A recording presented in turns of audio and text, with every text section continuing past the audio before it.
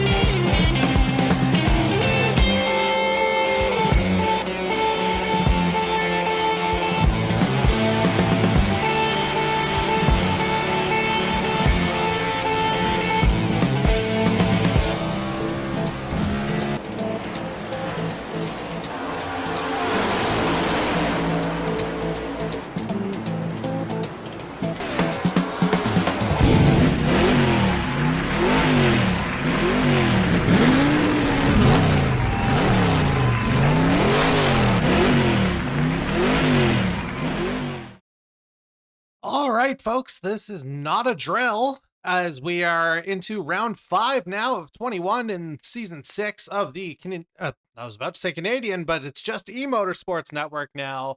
Our NASCAR series, it is the Nordic Aluminium 200 of Atlanta, live from the Atlanta Motor Speedway in Hampton, Georgia.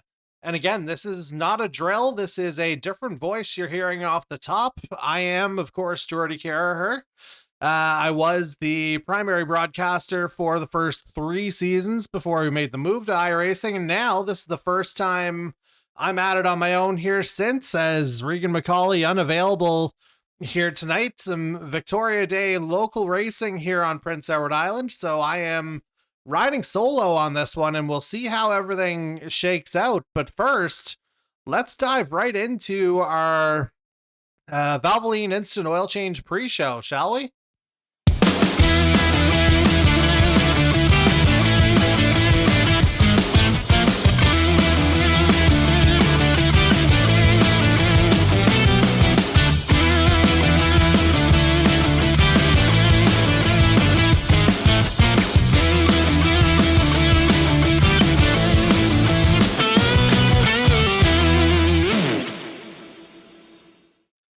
And it was certainly an eventful evening one Monday ago at the Circuit Gilles Villeneuve, our first road course of season 6. And as you can see, it was the number 22 Hyperdrive Esports Toyota of Bryce Fontaine out of Laverne, Tennessee, who finally broke into the winner's circle after a really strong start to the season.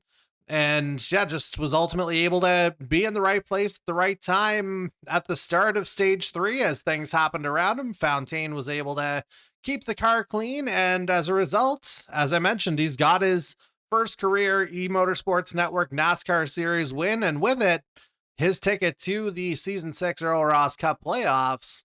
And, you know, certainly well-deserved from his side, as we'll go through the race results, where we actually had a little bit of a development post-race, as you'll see as we take a closer look at the results. Jordan Kalinian won both stages 1 and 2 and set the Repulink's fastest lap.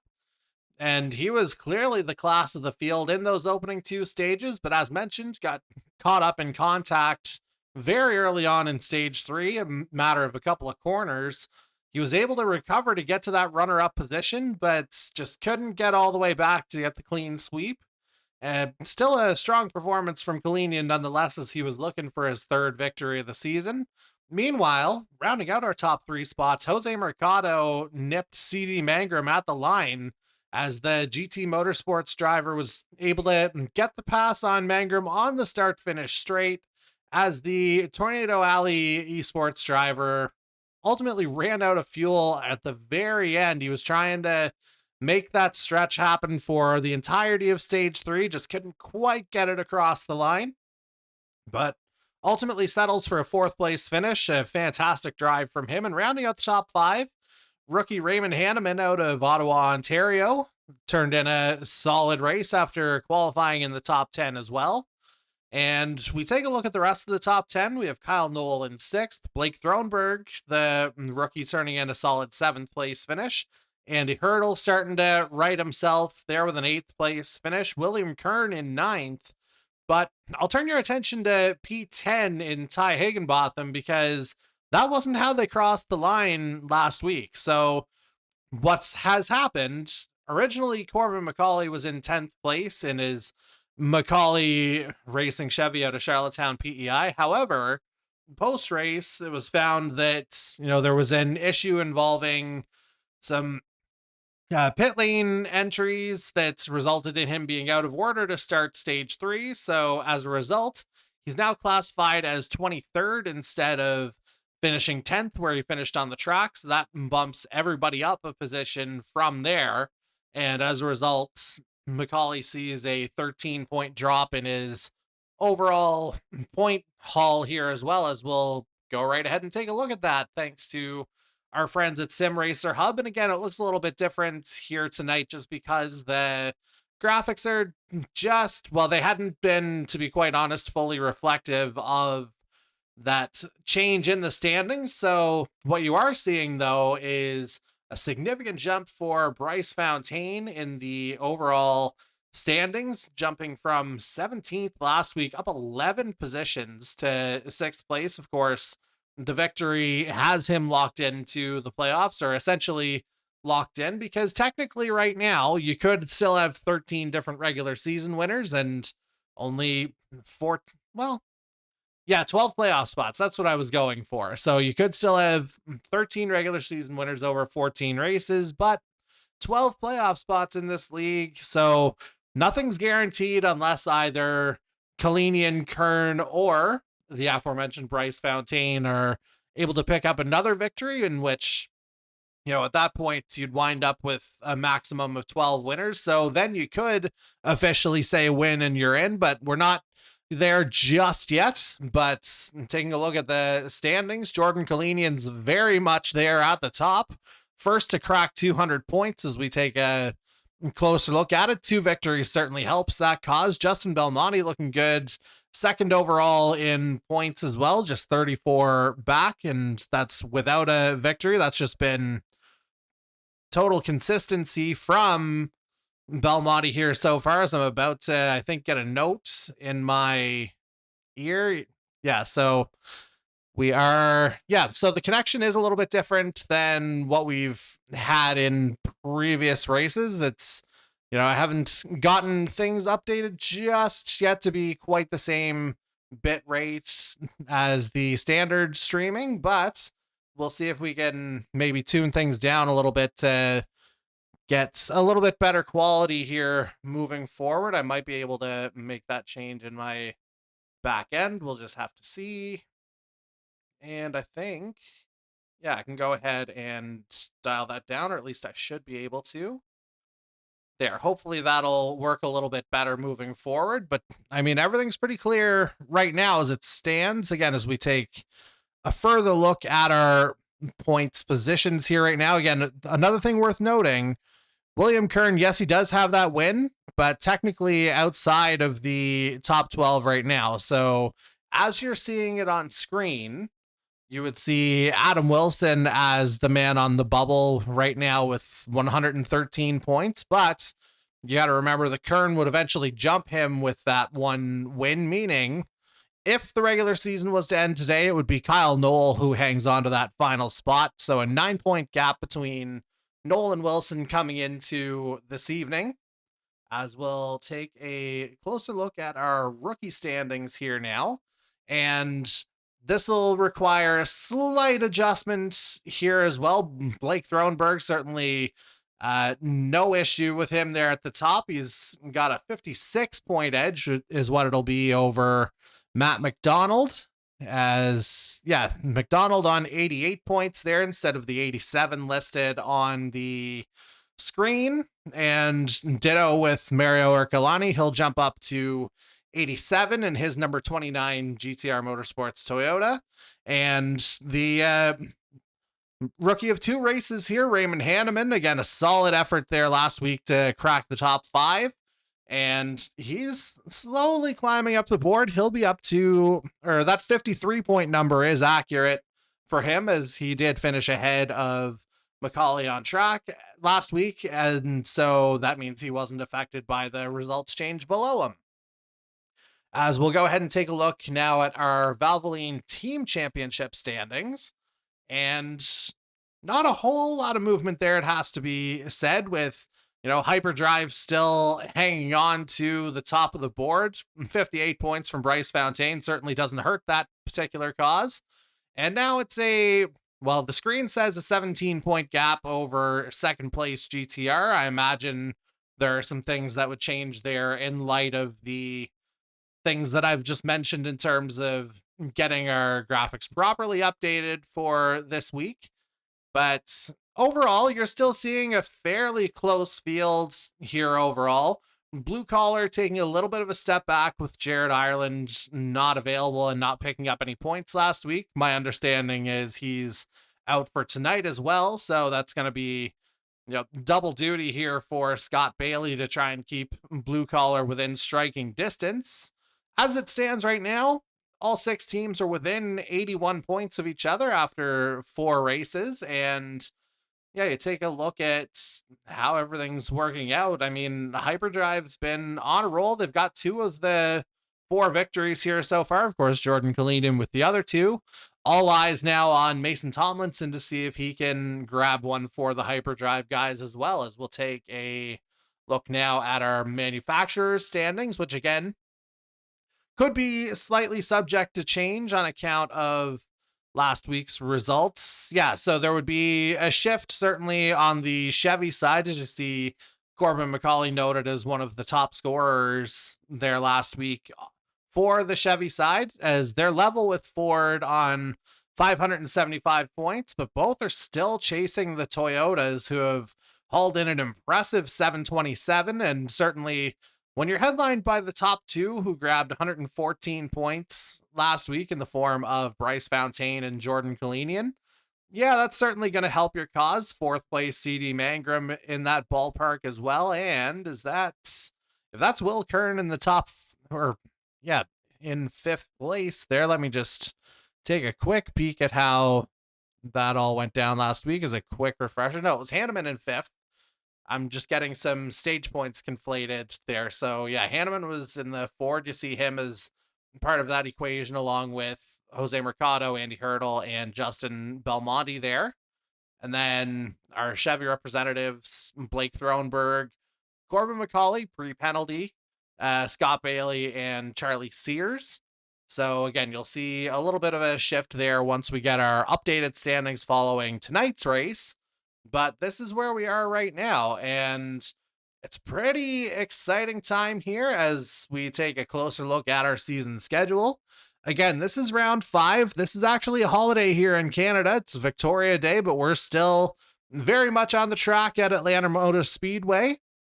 We will not be on the track next week for Memorial Day, it should be noted. So you get a little bit of a break before we head to Texas Motor Speedway in a couple of weeks' time. June 2nd, we'll pick up the action there. And by that time, we will be in our Forked River Brewing Company in-season tournament. So tonight's actually the final night where our drivers can pick up some points and lock in their seedings, as you can see it laid out here. So with the addition of Raymond Hanneman a couple weeks ago, we have to update some of the qualifications here, but it'll be the top 5 drivers in the standings who pick up first round buys.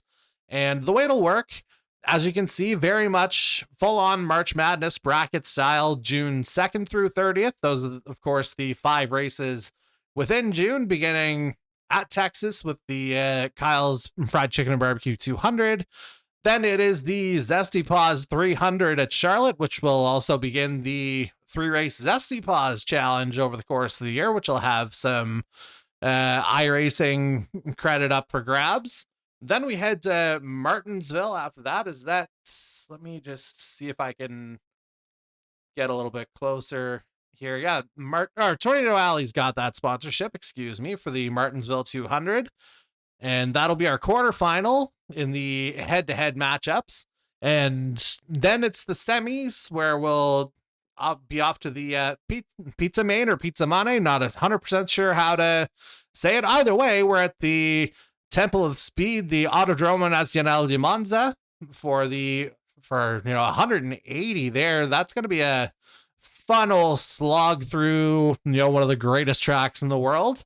And the 2 winners from that, they'll square off at the Repulinks 150 at Richmond Raceway on June 30th. And as you can see, it's just straight up head to head over the course of that 1 week. Whoever finishes better, they move on. And whoever doesn't, it's just back to regular racing on their part. So without further ado, we're just about done with practice here. It'll be a quick qualifying session afterward. But again, in the spirit of recognizing tonight's sponsors, and CD Mangrum has brought Nordic Aluminium into the E-Motorsports Network family over the last couple of years, and we're greatly appreciative of their involvement and how it's increased over the last couple of years as well. And yeah, we had a little bit of a social media shout out to our fine friends there. If I just pull it up here super quick. And yeah, where were we here? That is, might have been on. Oh, no, there it is.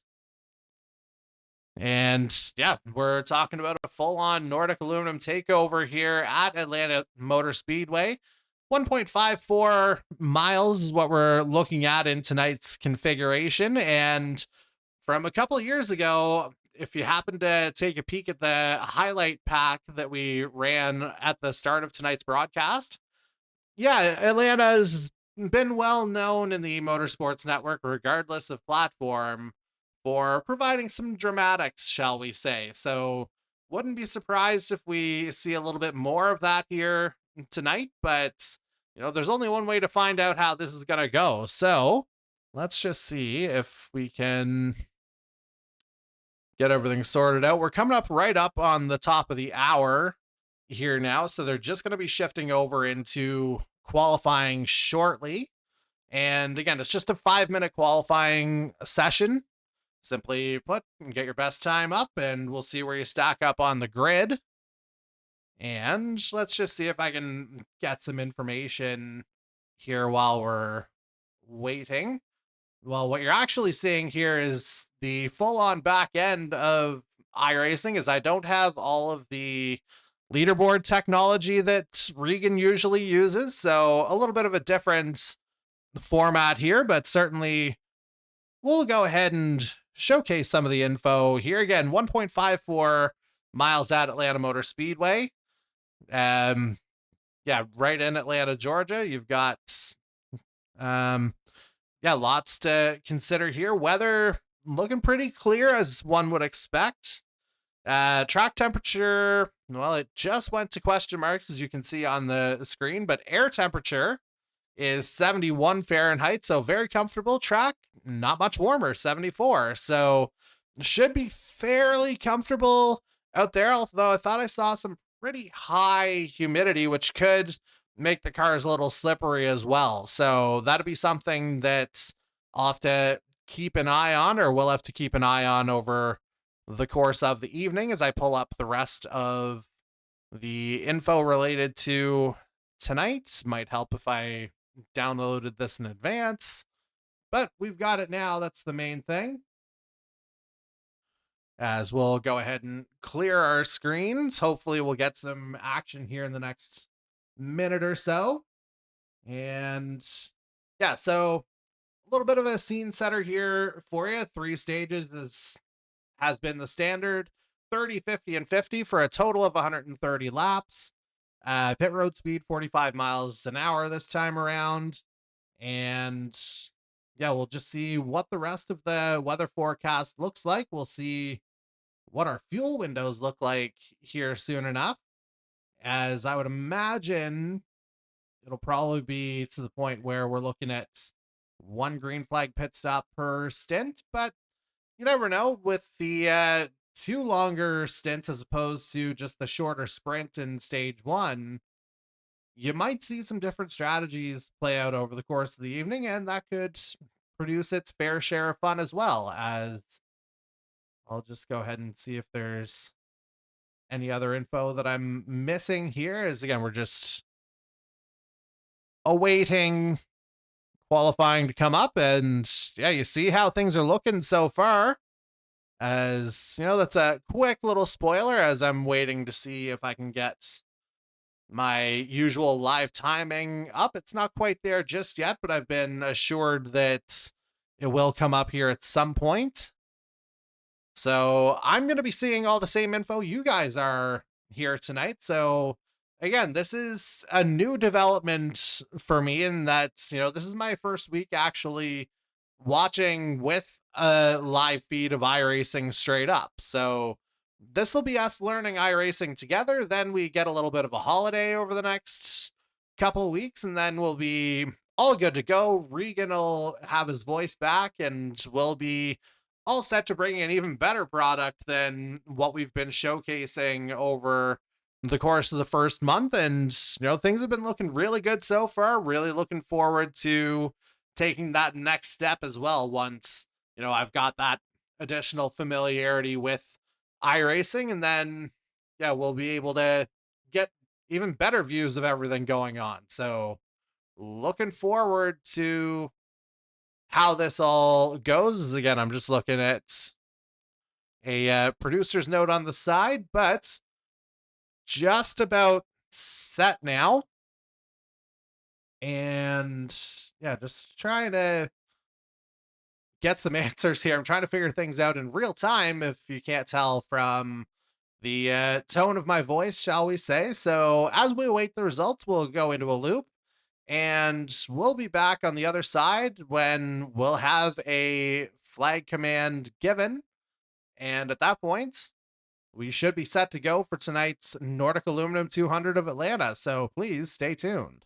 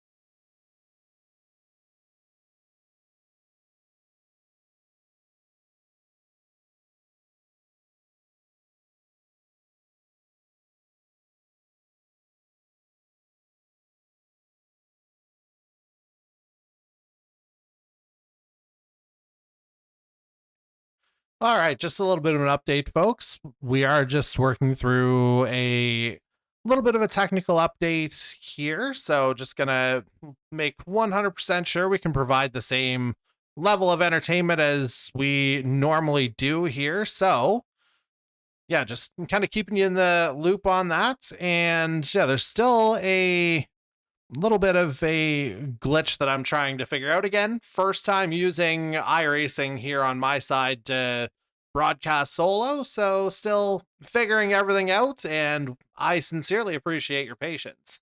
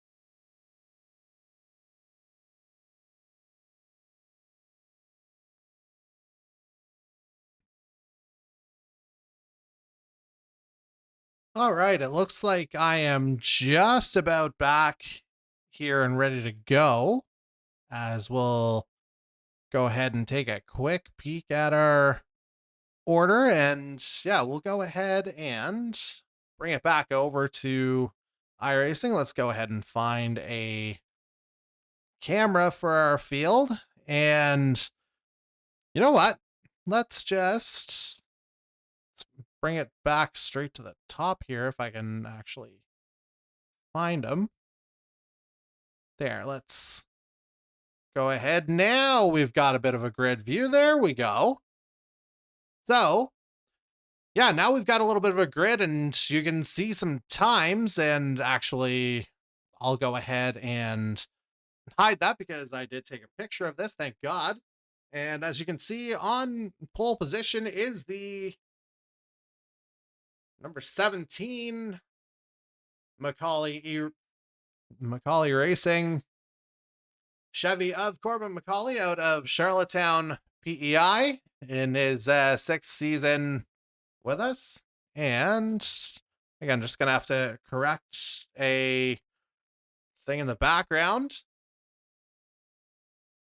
And yeah, so Macaulay on pole, but then we have some very interesting developments here in the next sequence of the grid. So we have Mario Ercolani on the outside of row 1 starting in second, Tom Janikowski in the number 93 out of Appleton, Wisconsin. And I should have mentioned Ercolani being from Parsonsfield, Maine, driving for GTR. Then CD Mangrum driving for Tornado Alley Racing out of, well, he's the local boy. He's the Atlanta boy here. All three of those drivers set an identical time. So it would be just a matter of who set the time first. Ercolani got in there first. And again, followed by Janikowski and then Mangrum, as again, you're seeing some real-time fixes happening here. And rounding out the top 5, just as I bring up the photo again, apologies for things maybe not being as smooth here tonight as I run solo. Blake Thronberg rounds out the top 5 with a time of 31.621. The ones that were identical were 0.619. And Thronberg driving out of Graham, North Carolina. On his outside will be the number 7 519 Atlantic Motorsports entry of Andy Hurdle out of Dayton, Ohio. And on row 4, we have the number 21 Tornado Alley E-Racing Toyota of Adam Wilson out of Laurel, Delaware, starting 7th. Then you have last week's winner, the Hyperdrive Esports Toyota out of Laverne, Tennessee, the number 22 of Bryce Fontaine. And rounding out the top 10, it's an all-Canadian row 5 here on Victoria Day, as Matt McDonald starts 9th in his number 25 Ford out of Calgary, Alberta. Then it's the number 64 519 Atlantic Motorsports entry of Darcy Ford, the number 64 driving out of Harrington, Prince Edward Island here tonight. Then row 6, man, oh man, we got some high-profile drivers coming up here. Two-time winner this season already, the 00 Toyota of Jordan Kalinian out of Salisbury, North Carolina, starts 11th. Then we have season 4 champion in the number 48 Blue Collar Racing Chevy, Scott Bailey out of Allendale, Michigan, starting this one 12th.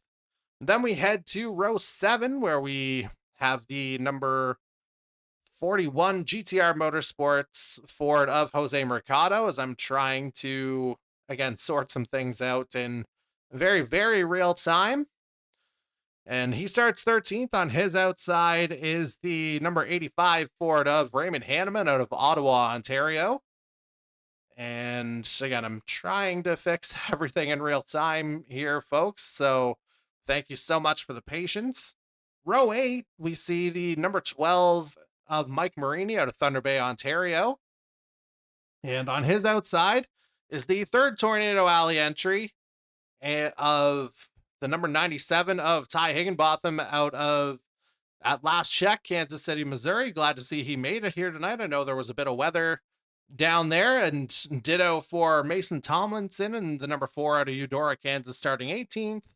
On his inside is the number 10 of Jason Butler, the 3rd of the 519 Atlantic Motorsports drivers. He starts 17th out of London, Ontario. And we move on to row 10 now, as we're trying to get some cars loaded up at the same time. So row 10, Kyle Knoll in the number 15 Storm Surge Esports entry out of Wendell, North Carolina. Glad he was able to make it here tonight. row 10, Charlie Sears out of Charlottesville, Virginia, as we're trying to sort out an issue with paint schemes here, it would appear. But, I mean, I see some of them okay. I don't know why others aren't turning up. But that's just me here as we try to sort it. Okay, where were we? Charlie Sears starting 20th. Charlottesville, Virginia driving for 499. We're moving on now to row 11, where we've got the hyperdrive entry of William Kern out of Dansville, New York. Of course, Daytona winner. Starting 21st, he'll have Mark Ouellette on his outside. The number 80 back row racing entry starting in 22nd out of, I want to say it's North Bay, Ontario. I believe I'd have to get that up right in front of me. A lot going on, as you can tell. Rounding out the field of 25 here tonight, row 12, Ryan O'Toole out of Oregon. He'll start this one 23rd in his number 16. And on his outside will be Justin Belmonte, the number 60 GTR out of Pacheco, New York.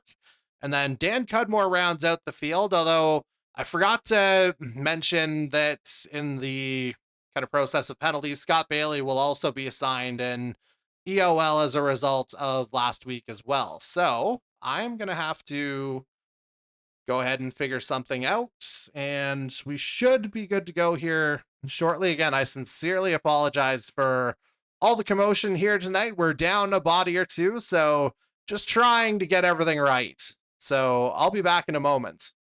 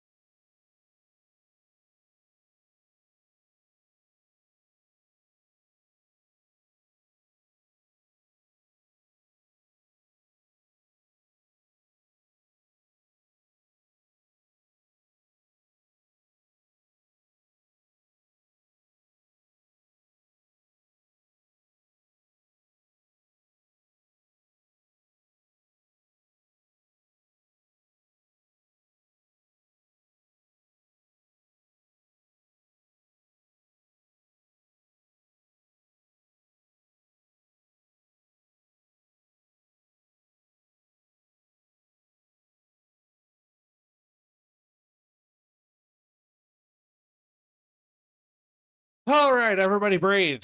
Think we're good to go here as we're just awaiting the pace car to have our field roll off. Now that we've got all our paints loaded properly, that was a whole other thing. But yeah, let's just get rolling here. It would appear under the lights in ATL, it's looking a little dark on my side. And there goes the pace car. So let's go ahead and get as much of a field view as we can. Here we go. We got everybody taking off now. And again, as a reminder, it is 30, 50, 50 your stage stage lengths, I should say. I was about to say stage laps. I mean, I'm not wrong in saying that, of course, but yeah, that's what we're looking like. And I would imagine it'll be a fairly abbreviated pace car procedure. Matter of fact, I don't see any lights on at all. Just the headlights. No lights up top, though, so I would imagine pace cars coming straight in, and we'll get green flag racing after a little bit of a delay on my end.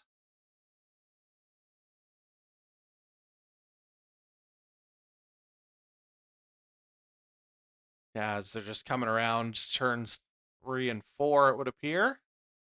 Indeed so. Thank you, Atlanta Motor Speedway signage.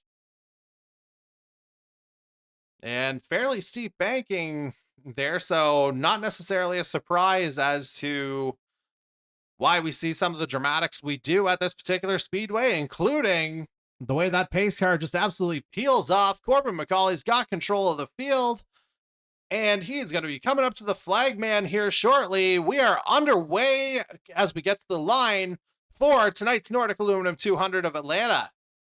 And it's a pretty even getaway, it has to be said.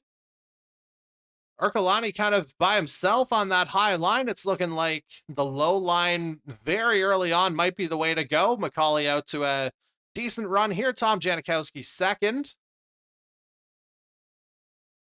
And that's Thronberg on the outside third. You're going to notice probably a couple of Memorial Day schemes here as well from our American drivers. I know Bryce Fontaine, last week's winner, was talking about doing something as, man, oh man, we're through one lap.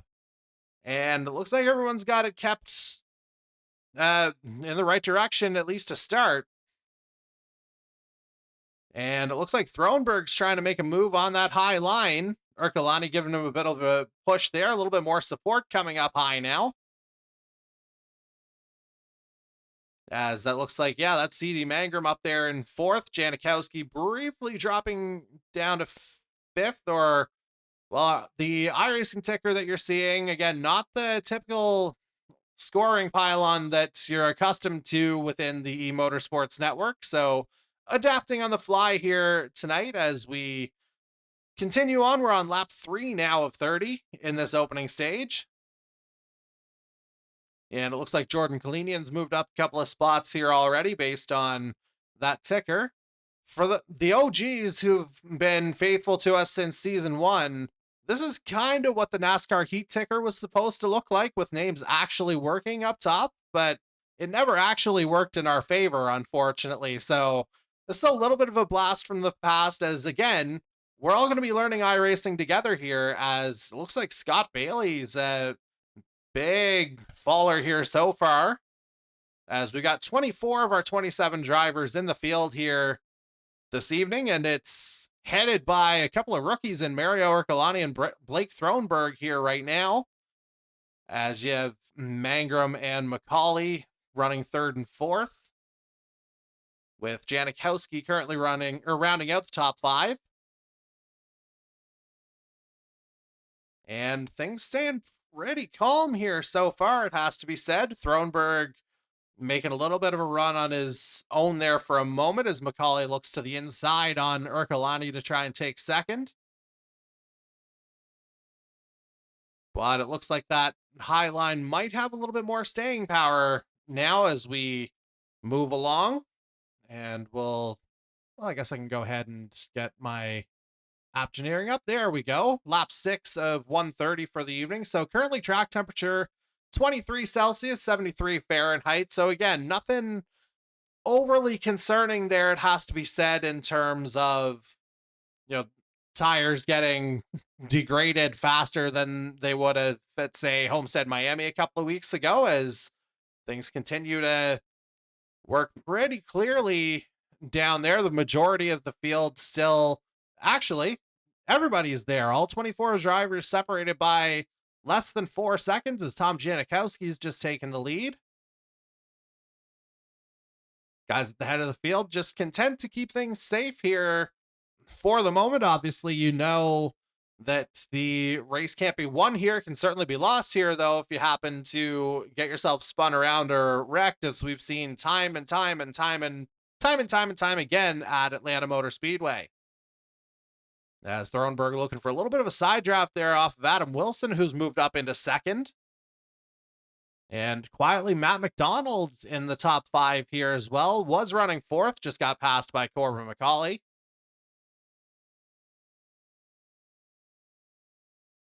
And for McDonald, that's an encouraging early return. Again, qualifying a little bit further down the field the last couple of weeks, but has proven to be capable on these speedway slash super speedway type tracks. We saw him, have a little bit of success at Daytona, certainly to begin the season.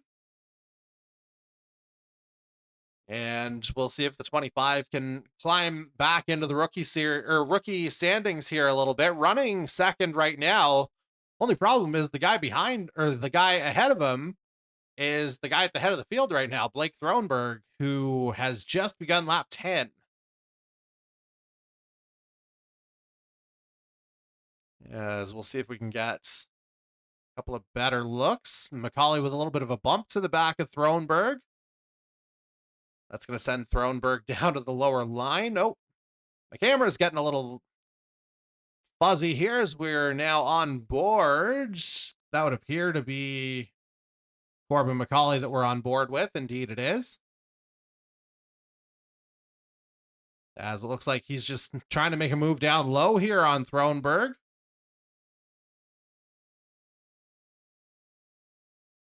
No, excuse me, that was Janikowski. So let's go for a more palatable camera angle here. There we go. There's Tom Janikowski at the head of the field, rocking that Zesty Paws number 93 out of Appleton, Wisconsin. Getting a bit of a push from Adam Wilson and a little bit of a gap actually forming here as Janikowski and Wilson try to get a little bit of separation. A lot easier said than done here, particularly when the packs come together as they often do.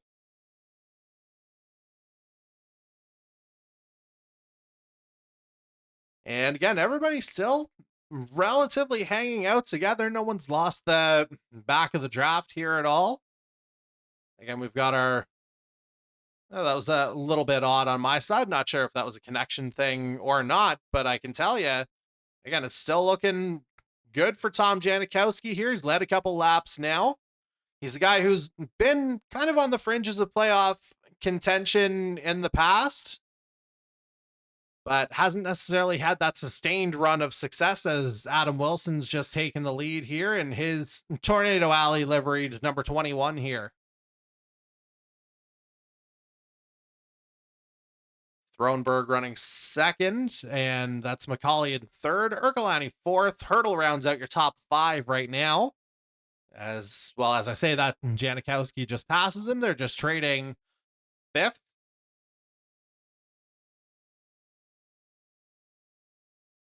And again, everything remaining fairly civil here so far as Thronberg and McCauley run kind of single file, between the double lines behind them.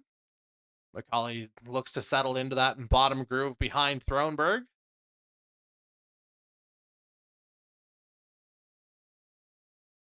And again, things looking not too bad here right now. Looks like about, give or take, 17, 18 in this lead pack right now. A little bit more separation between 18th place Mike Marini and 19th place Kyle Knoll.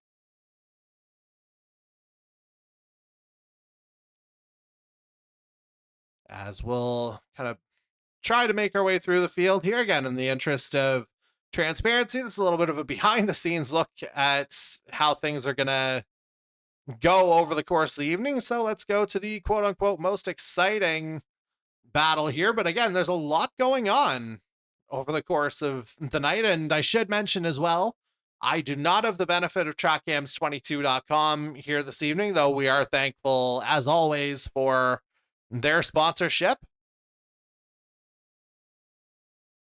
And yikes, we're looking 3 wide here at the head of the field, or at least we were briefly.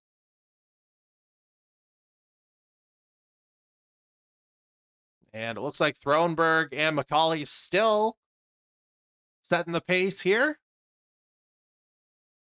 And yeah, 3 wide coming down to the line in some configuration there, whether it was Ercolani, Fontaine, Hanneman in there somewhere as well. Lots of movement, but everything's remained green here so far. So very encouraging start to this Nordic Aluminum 200.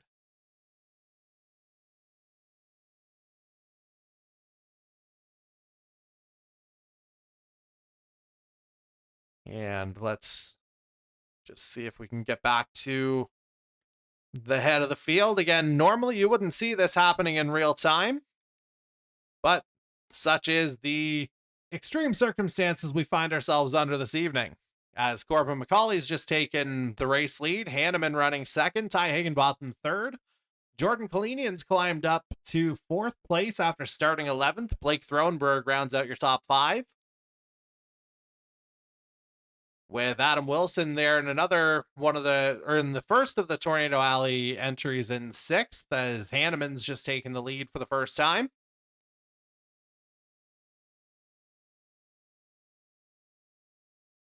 And we'll see how Hanneman's able to handle this, but now we see Higginbotham taking the lead with a push from Thronberg. Starting to maintain a bit of momentum off of that high line coming out of four. And it looks like Higginbotham's going to lead this lap. And Ty's proven to be comfortable on these kinds of tracks as well as, I thought he might have been going sideways there for a second, courtesy of Hanneman, but it looks like everyone's sorted everything out. And it should be noted, a little bit of news from iRacing today that it sounds like a new drafting model is going to be coming to these next-gen cars with their updates in about a month's time. So it'll be interesting to see that learning curve take shape once we get into season 3 of iRacing. Not to mention, it sounds like a new tire model coming as well. So lots to look forward to, and we'll see who's able to adapt the best as Ty Higginbotham's back in the lead. 8 laps remaining in this opening stage once we get back to the line. And so it's Higginbotham leading, Thronberg second, Hanneman third, running that number 85 Bell livery, it would appear. Adam Wilson there in the top 5 as well, along with Corbin McCauley. Wilson and McCauley fourth and fifth, respectively. And again, plenty of movement through the field here, and it's creating lots of racing, exciting racing, I should say, throughout. As again, you see on the old school ticker there, lap 22 of 130 is where we are right now. Technically, it's 23.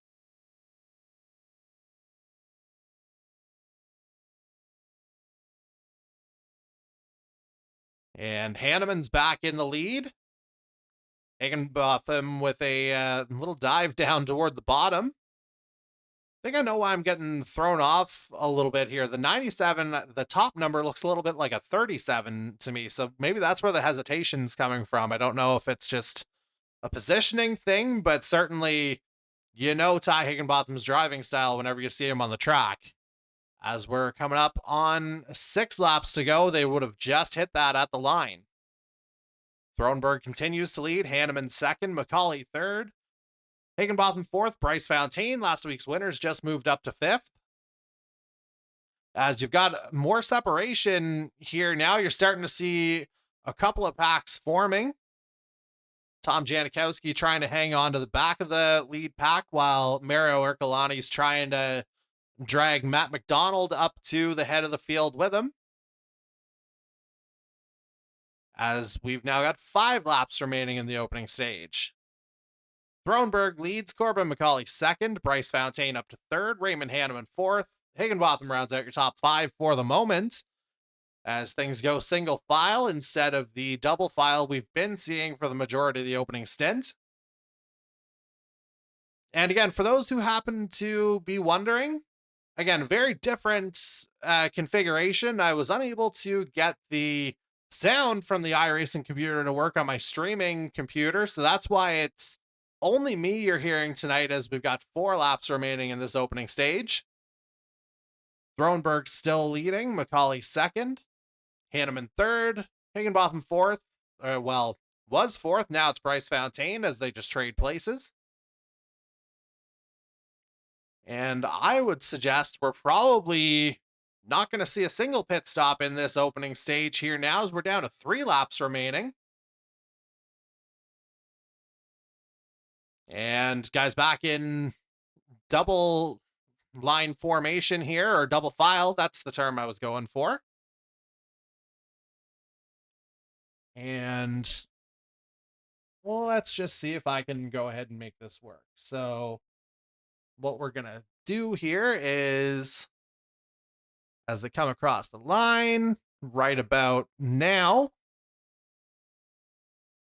And oh, there you see Dan Cudmore actually got it ahead of me. 2 laps remaining in the opening stage. Pit lane now closed until we get to the caution. And it's Hanneman back in the lead. Just the finest of margins here over the course of this opening stage. Hanneman getting a bit of a push here now as we've got a yellow. Let's see where we're going here. It brings us to the end of the stage a little bit prematurely. And so I'll have to figure out what happened there. Normally, this is where I could look a little bit further down the field. But not necessarily seeing what's going on. You see, I've got a lot of controls, but I can't necessarily figure out where to go straight away. So that's going to end the stage under caution. So looks like it'll be Raymond Hanneman who picks up the stage win. We'll get official confirmation after the race, of course, as the end of lap 30 does trigger the caution. And you're seeing guys drop down to pit lane straight away.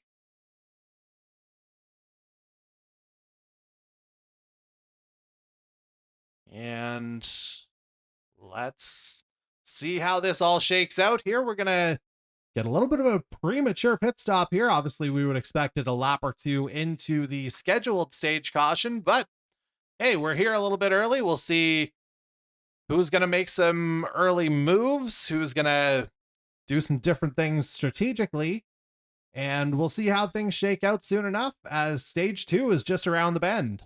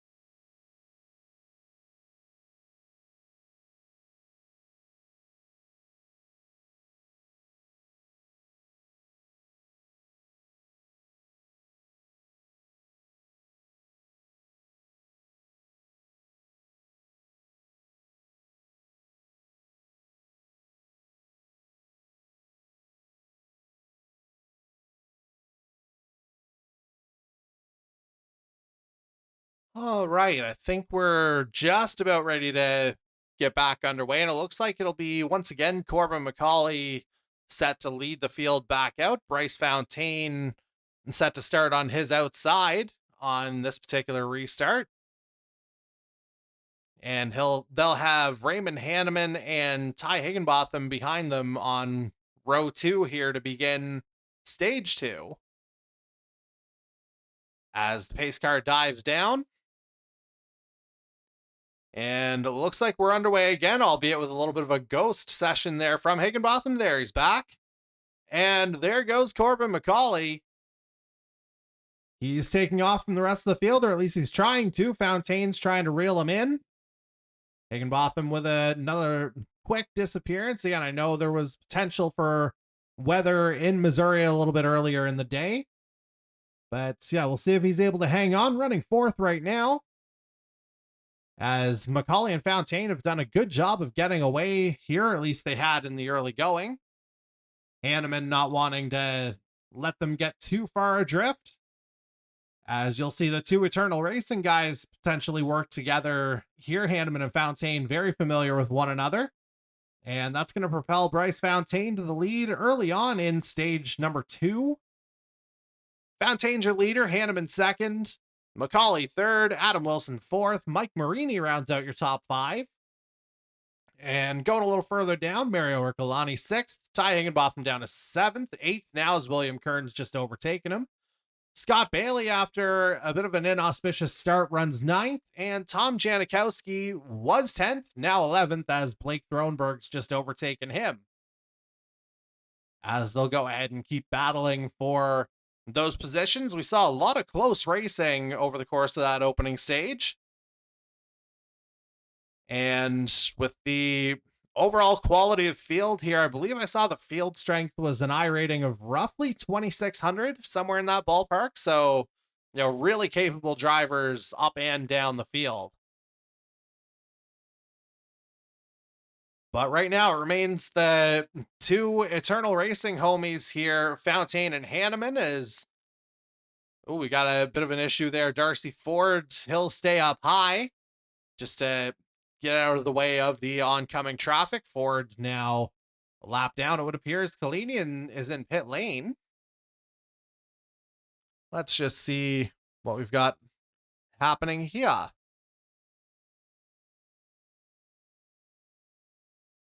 Yeah, where are you?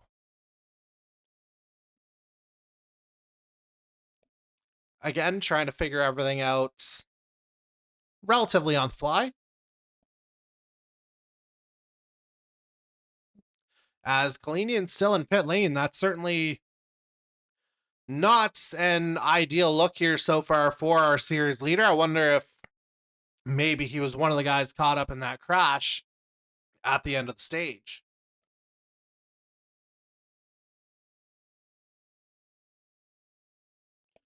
And as I say that, he comes back out, so maybe that's just a matter of the timing of the caution instead, as Kalinian will rejoin.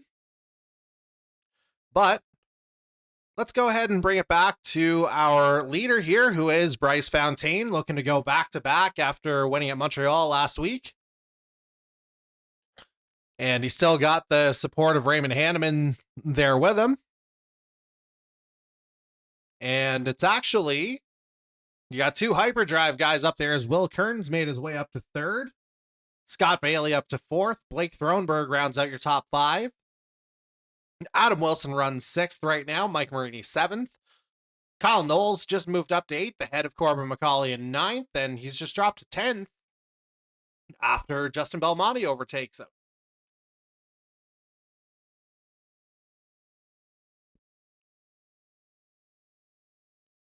But lots of exciting racing here, although McCauley continues to drop down the field, down to 14th now. Dropping right down to the back of this lead pack, so I wonder if the 17 has something else going on. I know he was also doing a lot of real-life racing today, so we'll have to see how the whole energy and stamina is holding up, as I should probably pay attention to the stream and saying that as well. But Bryce Fontaine certainly not looking sluggish right now, as he retains the lead on lap 40, now lap 41 of 130.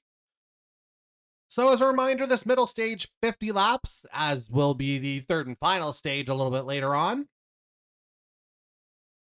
But now you would have to expect you're going to see a little bit more strategy come into play. I would have to think green flag pit stops would be coming in this stage. 50 laps, certainly a long enough run. As, we got someone a little bit wide there on the outside. Might have been Ty Higginbotham by the looks of it, but able to hold on to it. as Fontaine holds on to the lead right now. And looking at it, it looks like Ryan O'Toole might be our first retirement of the evening, as I got to take a little bit of a closer look. Yes, indeed, O'Toole is indeed the first retirement of tonight's Nordic Aluminium 200 of Atlanta. And so not the evening that O'Toole was looking for, to say the very least. Looks like he retired. Looks like he would have been a casualty of that crash that brought out the yellow at the end of stage one. And now, again, it's Fontaine and Hanneman working together. Looks like they're coming up on lap traffic here, potentially.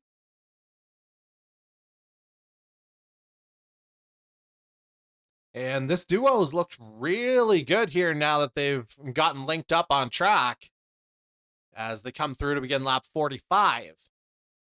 As it looks like, yeah, that's Kalinian who's going to stay high and go a lap down. Not something I'm necessarily accustomed to saying, Kalinian a lap down, but again, might have gotten caught up in what happened at the end of stage one. So not necessarily the evening our championship leader's been looking for to this point.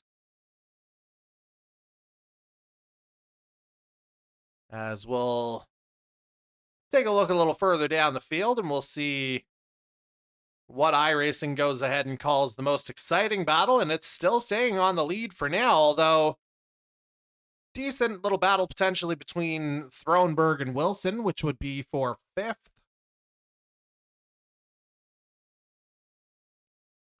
Oh, excuse me, the throat's getting a little dry here, I have to say, as we continue on.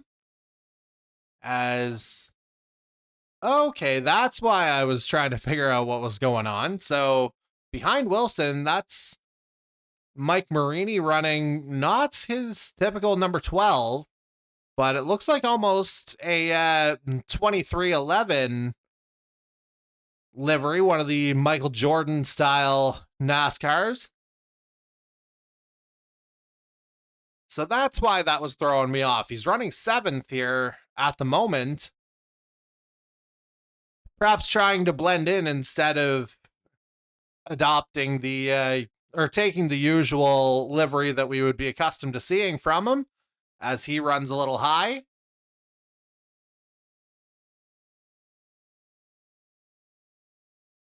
And it looks like we've got a decent trio out front here. Again, it's Fontaine, Hanneman, and Kern separated, excuse me, by 1/10 of a second. Or 2/10, I should say. And then you have, as you see on your screen, Thronberg and Wilson battling for 4th. Marini in 6th, Bailey 7th, Justin Belmonte's moved up to 8th, Kyle Knoll 9th, Ty Higginbotham rounding out your top 10. You have Mario Ercolani just outside in 11th after starting on the front row. Jose Mercado 12th, Andy Hurdle 13th, but certainly it's about the top dozen here right now, as Knowles just made a move up to 5th. Able to nip both Wilson and Thronberg that time around. As again, definitely we're seeing a lot of separation out of this top 12 in the field. It's a roughly 8-second gap between 12th place Belmonte and 13th place Andy Hurdle. So, as I said, lots of separation starting to happen, but we'll see how well this particular lead group is able to stay together.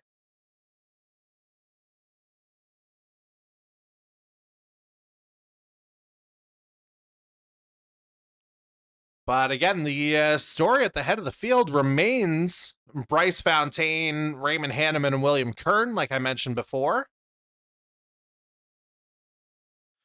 And the early start, or the early encouraging start that I was talking about for Matt McDonald, it appears to have gone the opposite direction for him, perhaps getting caught up in something himself. Currently 4 laps down in 23rd. You've got 17 cars on the lead lap right now. And if the stage were to end right now, Tom Janikowski would stand to be the lucky turtle, as we call it in this particular series, rather than the lucky dog, thanks to our friends at Little Rescue Reptile Rescue in Ontario. And of course, that is our dear friend and colleague, Mr. Mark Ouellette, behind that initiative.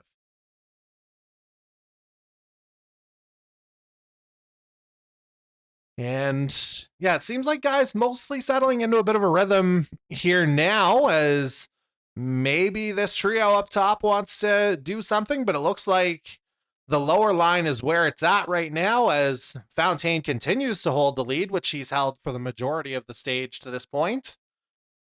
Hanneman second. Adam Wilson's just moved up to third ahead of William Kern. But again, it's largely a pack of about 12 drivers that are together right now, just more or less keeping their own space.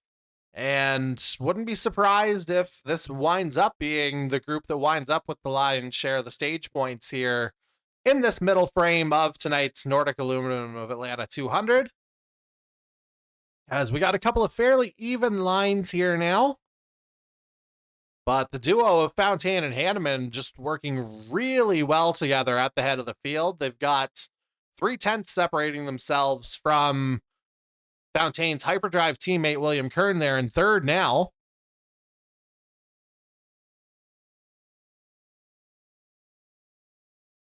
And we'll see if Scott Bailey can make a move on the aforementioned Kern here for third, or whether he's content to just tuck in. But again, that comes back to what I've been saying about Scott Bailey over the years. Incredibly patient driver. Yeah, he fell down the field fairly early on in tonight's race, but he's a gamer. He's a competitor. He's a guy that's, is, if he can find a way to be a factor, he will be. And that's kind of the way he's always been as a driver, as he drops down to sixth here. As it looks like we're getting some pit stops now. Let's see, we got ourselves a little bit of a shakeup. As let's just see who we've got coming in first. As we remain with the action on the track for now, just waiting to see. Let's go on board with Jose Mercado here first in the number 41 GTR Ford out of Kissimmee, Florida. He's part of a group of about 5 cars that have made stops. And it looks like it's Mercado, Thronberg, Higginbotham, Ercolani, and Belmonte in first. And we'll see how this works out. It looks like Belmonte's going to get out first. And there you see the rest of the lead pack heading by. That's going to put this group a lap down for the time being. And it looks like an extended stop here for Mercado, perhaps, as we go back to trackside. And that might actually be the secondary group, as it looks like we have, yeah, that's our pitting group rejoining. So let's go ahead and reset things on track here for you now, as best we can anyway. There's a decent view of our lead, roughly 7 cars right now. 6, actually, if you look at the gaps on the timing. It's, again, Fontaine still leading. Hanneman second, Kern third, Kyle Knoll up to fourth, Scott Bailey rounds out your top 5. Adam Wilson 6th, Corbin McCauley 7th, Mark Ouellette 8th, Mason Tomlinson 9th, Andy Hurdle rounds out your top 10, as, oh, I thought we might have had something there, but it looks like it might be just our cameras moving around. So let's get back to our standard broadcast views if we can, as we see Will Kern making his way in. Looks like the entirety of that lead group is making its way in now, as we've actually got a caution. So that's a kind of oversight on my view here. Of course, there is the yellow flag, so not 100% sure what happened, but you can see the various pit commands. So Obviously, that's going to help this group out a little bit because the rest of the lead group, they obviously pitted under full race conditions, so they're losing a little bit more time than this group would as they rejoin and reset the field. As we're on lap 62 of 130, so roughly half distance. As again, it looks like we were right around that pit window anyway, so this might be a bit of a blessing that we're seeing for the lead 6 or 7 that are currently in pit lane. They might have gotten the timing just right here, just that right bit of fortuitousness. Yeah, a night like this, you wonder if your mic's even still on, and yeah, just had to confirm that it was because God knows what else could happen as we watch everything else go down. We'll see how the field resets.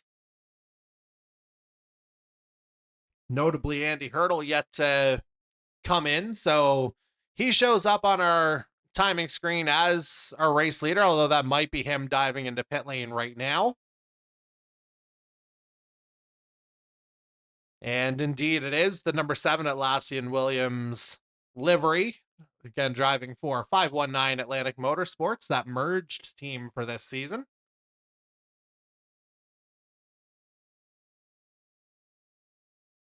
And we'll see how everyone cycles out here now, as it looks like it'll be Fontaine, Kern, and Hanneman at the top of the field, as Mercado would be 1 lap down. So it'll be, should be Darcy Ford, or actually all the lap traffic will get released here to get to the back of the pack, or at least a couple of them will.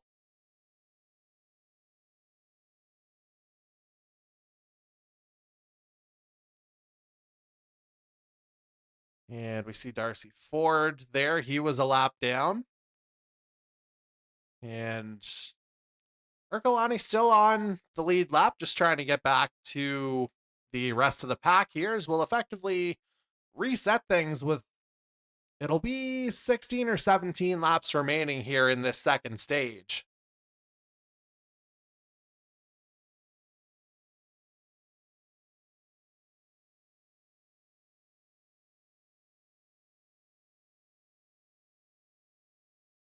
And the lights are off on the pace car, so that means it's coming in this time around. And it's the 2 hyperdrive lads at the head of the field: Bryce Fontaine, William Kern, Raymond Hanneman there in third in his third race within the E-Motorsports Network NASCAR Series. Adam Wilson starts fourth. Kyle Knoll rounds out your top 5. There goes the pace car. And here we go again. Green flag impending. And there's Fontaine getting a good start off the line. And this could be a coordinated effort by this trio that we're seeing, as I would imagine William Kern would have some familiarity with Raymond Hanneman there as well. All 3 of them appear to be running Eternal Racing schemes, so not necessarily a surprise to see them working together, as Knoll moves up to 4th. Corbin McCauley rounds out your top 5. Mason Tomlinson a quiet 6th here so far. Adam Wilson 7th. Scott Bailey 8th. C.D. Mangrum 9th, and Mark Ouellette 10th, as that completes a little bit of a grid reset here as we're back underway. Lap 65 now. This will be halfway once they hit the start-finish line.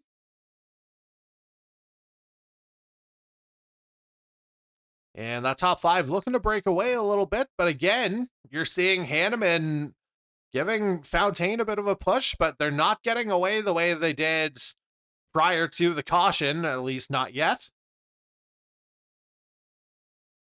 As Kern remains within striking distance, as we've just hit the halfway mark now of tonight's Nordic Aluminium 200 of Atlanta.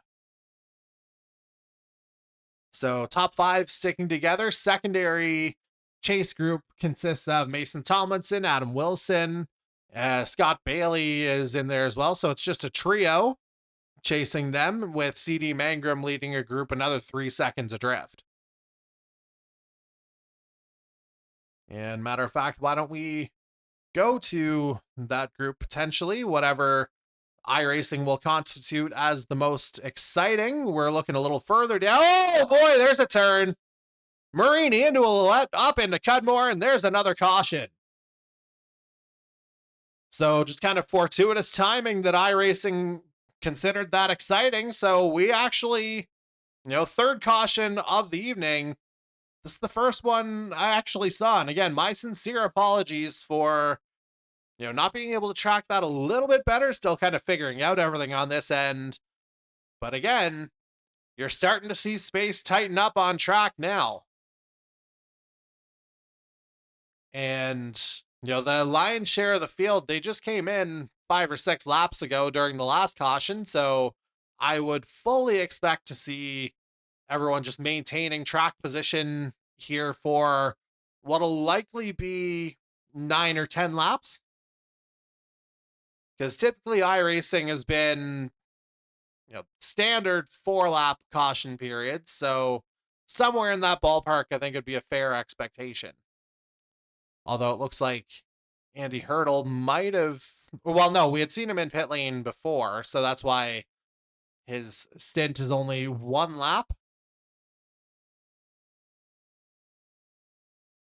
And the plot thickens. As again, we've just passed the halfway mark of tonight's Nordic Aluminium 200 of Atlanta. And while we are under caution, we should probably go ahead and shout out the sponsors who make it possible for us to be on the air every single week with the E-Motorsports Network. So let me just pull up our official list here while we've got some time. And I'll do it in such a way that tonight might be a night to avoid the comments, we'll say, in the YouTube chat.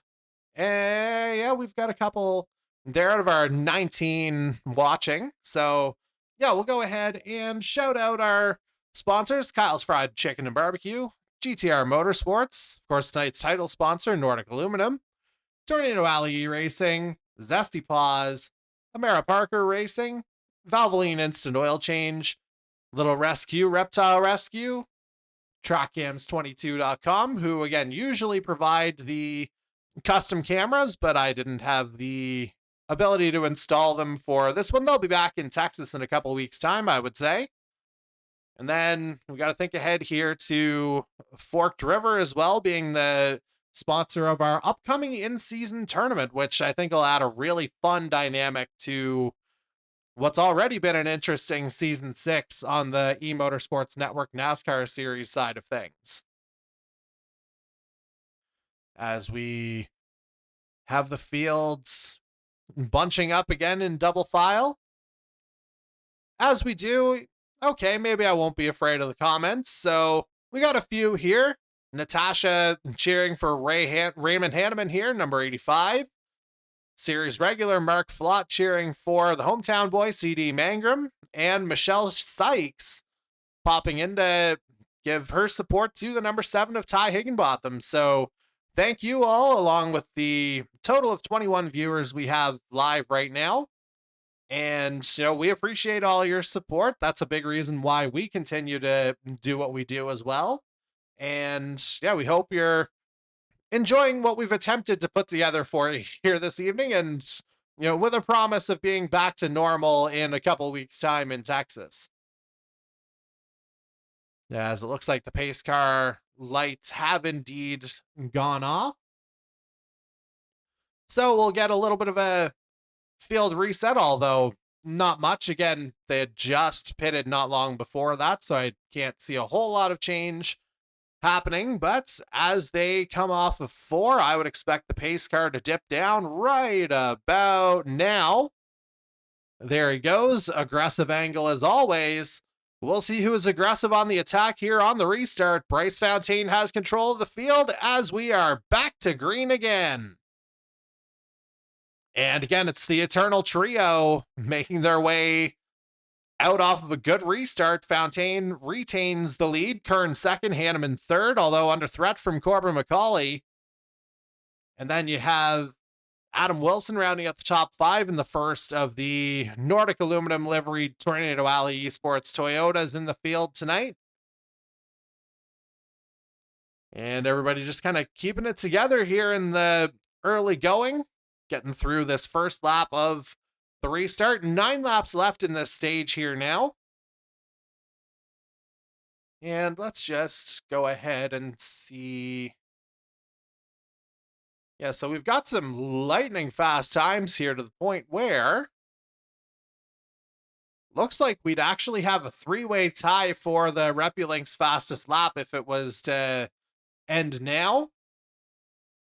And it's all 3 Eternal guys, oddly enough. Bryce Fontaine, Raymond Hanneman, and Mason Tomlinson a little further down the field in 8th. They've all posted identical 29.397 times here. So right now, again, that's a 3-way tie across the board, just as we saw it for 2nd, 3rd, and 4th in qualifying. So that gives you an idea just how tight the margins are here at Atlanta Motor Speedway as Fontaine continues to lead. He's been relatively dominant in this stage, it has to be said. And Fontaine and Kern, the 2 hyperdrive guys, getting some more separation now as we're very quickly down to 7 laps remaining in the stage. And again, let's see if we can make our way down the fields. We got another caution. What happened this time? As we see Ouellette's retired. I wouldn't be surprised if Cudmore has retired here as well. But again, this is caution number 4 of the evening.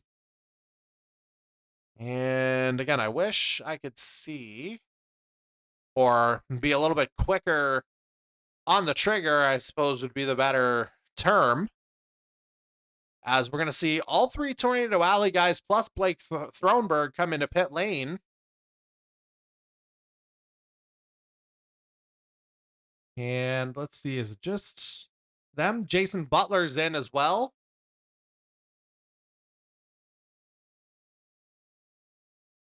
But yeah, nothing really changing at the head of the field.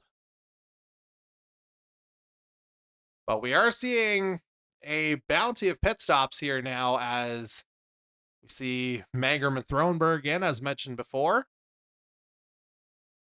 Andy Hurdle just popped in.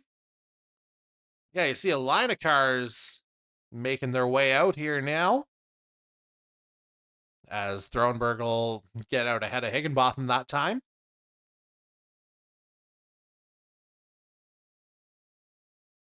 And yeah, we'll have to watch for any further retirements here over the course of the evening. Again, apologies for not, having as close a look at everything, but once Regan's back in a couple of weeks and I get a little more comfortable with everything, then we'll be able to produce a more seamless broadcast than even we had been doing in the first month of the year. So really looking forward to having the whole team back together. And, I sincerely appreciate all the patience that you guys have had with me over the course of the evening, whether it's the audience that we've had here over the course of the evening, the drivers putting up with me trying to get everything in order.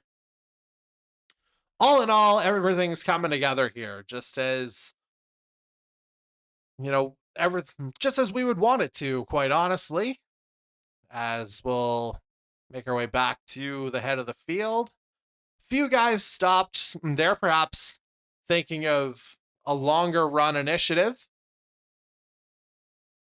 But, the lion's share of that lead pack, they're looking at a 14-lap stint on their current tires. So, just holding out probably for the last few laps until we get back to a stage caution, which, speaking of, pace car lights are off. So we're looking at 4 laps here until our next scheduled stage caution, which will come at the end of lap 80.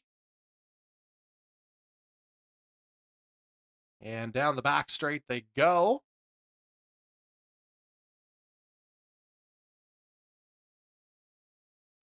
And again, I would imagine we're looking at the pace car coming in this time around.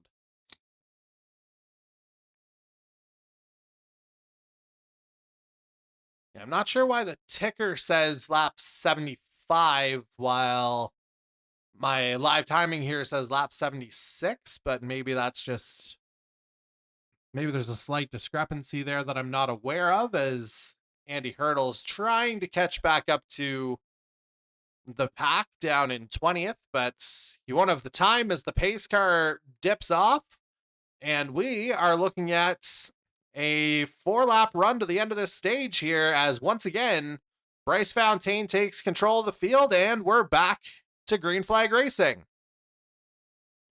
We'll see how long it lasts this time around, as Fontaine takes the high line along with William Kern and Raymond Hanneman. There, that's still your top three, but Corbin McCauley trying to make a run on that low line as they get to the back straight out of 2. And Knoll with a move over to the high line. And that's Tomlinson coming down. He's moved up into 5th. So really good night for anyone with Eternal Racing branding. That's 4 of the top 5. As again, I'm not sure why that skipped on my side. And yeah, it's Scott Bailey right in the middle of that Eternal mix there. As we'll make sure that we get the pit closure. I think Dan Cudmore will be taking care of that. Once we get back to Texas, that'll be my job. But for tonight, I'm just making sure we got a stable broadcast, or stable-ish, as Fontaine comes across the line. 2 laps remaining in the stage.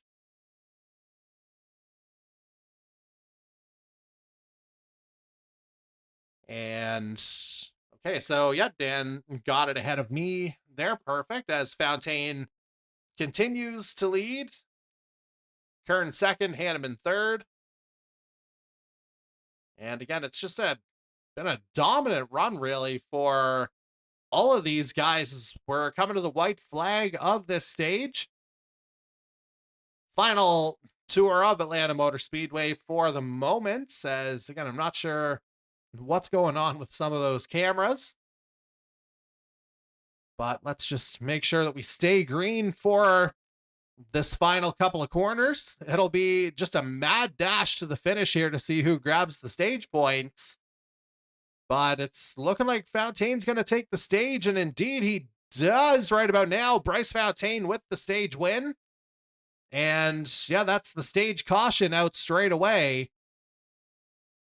And so it looks like our top 10 from the stage will be Bryce Fontaine, William Kern, Scott Bailey, Corbin McCauley, Kyle Knoll, Raymond Hanneman dropping down to 6th, Mason Tomlinson 7th, Justin Belmonte 8th, Tom Janikowski 9th, and Mike Marini in 10th, or at least that's how it's showing on my timing right now. We'll get official confirmation on simracerhub.com post-race. And now we'll see how things shake out. We're looking at 20 lap stints for our drivers to this point from when they last pitted. And yeah, no hesitation from our leaders. They're coming straight down to pit lane. And that kind of makes things easier to manage moving forward. Realistically, I'd expect probably one more green flag pit stop between now and the end, assuming we don't get a whole lot more in terms of shenanigans. But yeah, we'll see if it turns into procedural racing or whether we got some more drama. I would significantly bet on the latter, as we got the field coming in. Bryce Fontaine, of course, leads them in,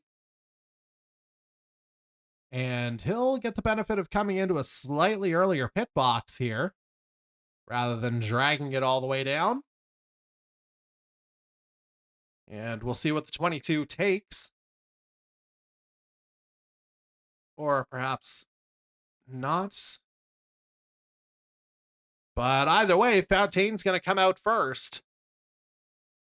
And a quick stop there from Corbin McCauley. That's going to get him some track position. So we'll see how everybody cycles out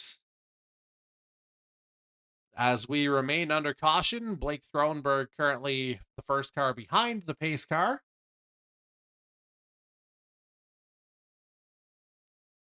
And this was a group that they decided to pit during the last caution period. So they've only got 8-lap-old tires, this lead trio of Blake Thronberg, CD Mangrum, and Ty Higginbotham. So they might be opting to hang on to track position here, and honestly, not a bad idea.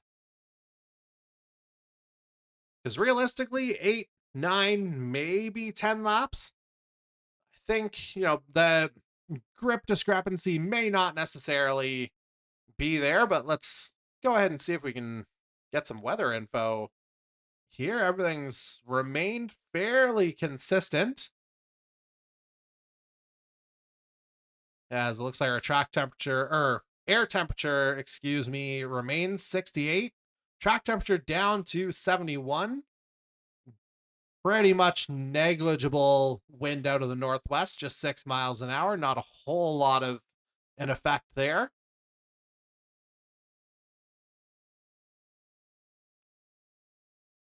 And now 98% humidity, of course, very high, but the track temperature itself not particularly high at the moment, so that's sort of negates that humidity, which would typically produce a little bit more slip in these tires, particularly for the guys who decide to stay out. But again, realistically, over the course of the life of the tire, 8 laps, yeah, there's a little bit of an advantage, but not enough to necessarily call our top 3 sitting ducks right now, I wouldn't think, as we see the pace car lights going off. So Blake Thronberg will be in control of the field this time around. Rookie out, or again, we use the rookie terminology. He certainly is not in terms of his high rating and the talent that he's shown, but the first year out of Graham, North Carolina, has really made an impression here so far. Driving 4. I thought he was a GTR guy, but I think I may be wrong on that. Let me just confirm. No, Back Row Motorsports, which along with Mike Marini and Hunter Young in that particular mix. But let's see how Blake Thronberg's able to handle the field here as we're back to green.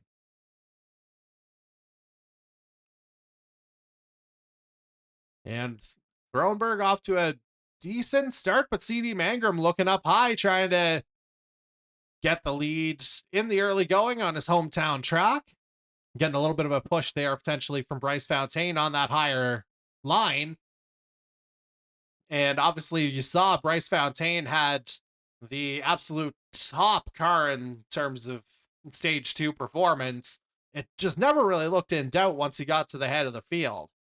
And you see he's all over the back bumper of CD Mangrum here as we're on to lap 86 of 130. It'll be 44 remaining at the line. So to reset everything here for you at the start of stage 3, CD Mangrum currently leads, Thronberg second, Bryce Fontaine third, Ty Higginbotham fourth. So that's some great representation for the Nordic Aluminium branding, tonight's title sponsor. Here, Corbin McCauley currently rounds out your top 5, Scott Bailey 6th, William Kern 7th, Raymond Hanneman's turned in an excellent race, just moved up to 7th, was 8th. Justin Belmonte up to 9th now, and Kyle Knoll rounds out the top 10 as it looks like Thronberg's regained the lead on that bottom line. But, it's Thronberg getting a push from Higginbotham, Mangrum getting a push from Fontaine, so a little bit of irony in the Tornado Alley guys working against each other in that particular sequence, but hey, at the end of the day, yeah, they're teammates, but it's every driver for themselves out there, as things are looking pretty good here in this third and final stage. We're on to lap 88 now of 130. And a little bit of separation there as Mangrum had taken the lead. We'll see if Thronberg can respond on the inside line. Yeah, they're just kind of trading it back and forth here so far.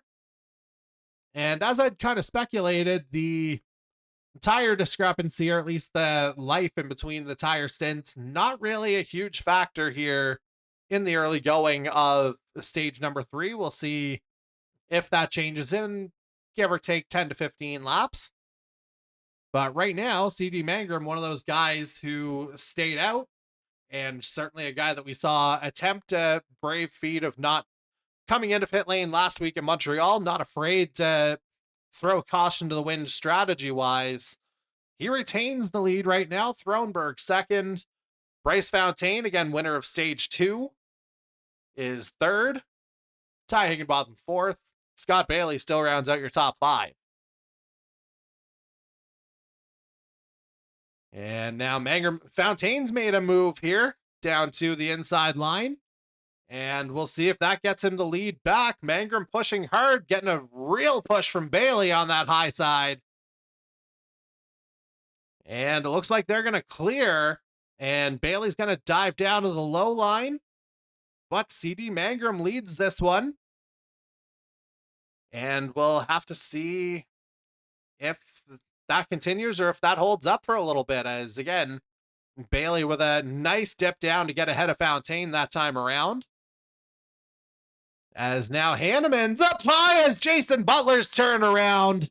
And that's going to bring out the caution. So saw it at the top of the picture. But that is the number 10 of Jason Butler, who got spun around in his Black Fly livery here this evening. And of course, Black Fly will be sponsoring our championship race at Phoenix Raceway in a few months' time. So happy to have new friends in the form of Black Fly on board. And yeah, I haven't fully figured out the replay controls yet, but certainly we see some pieces of car flying around the track as we'll reset everything now with 38 laps to go. As Mario Urcolani might have gotten caught up in all that as well. Yeah, Urcolani and Butler both down to pit lane. And again, I wish I had... Oh, wait, I guess that would be these controls. So let's see if we can... See if we can't go back a lap here. Oh, me. Oh, boy, that might be entirely too far ahead. Okay, we're back live. Okay. Crisis averted, folks. Don't chance what you don't know on your first night working with this new software, I guess, right? As we have everyone behind the pace car right now. This is incident-related caution number 6 of the evening.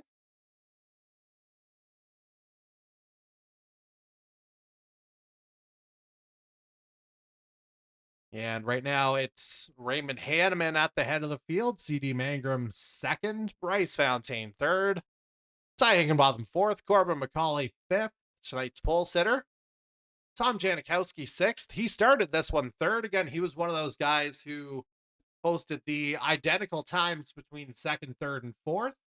Just happened to be when he posted it.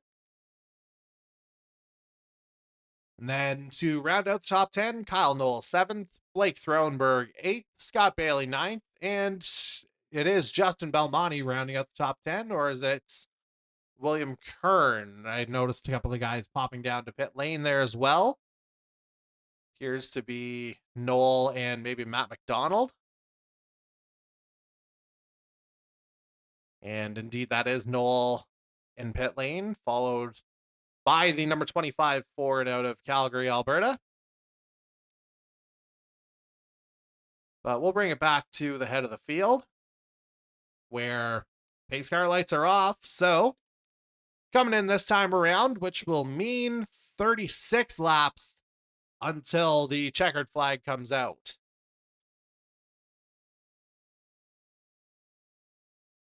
And again, it's Raymond Hanneman in just his 3rd start in the E-Motorsports Network NASCAR Series. He's in the driver's seat here on this restart. CD Mangrum, a multiple-time winner on his outside. And I should, theoretically, you would think I'd have that number right in my head. And it's 6 wins in total that Mangrum's had in his career, looking for number 7 and looking to get it done on his home track.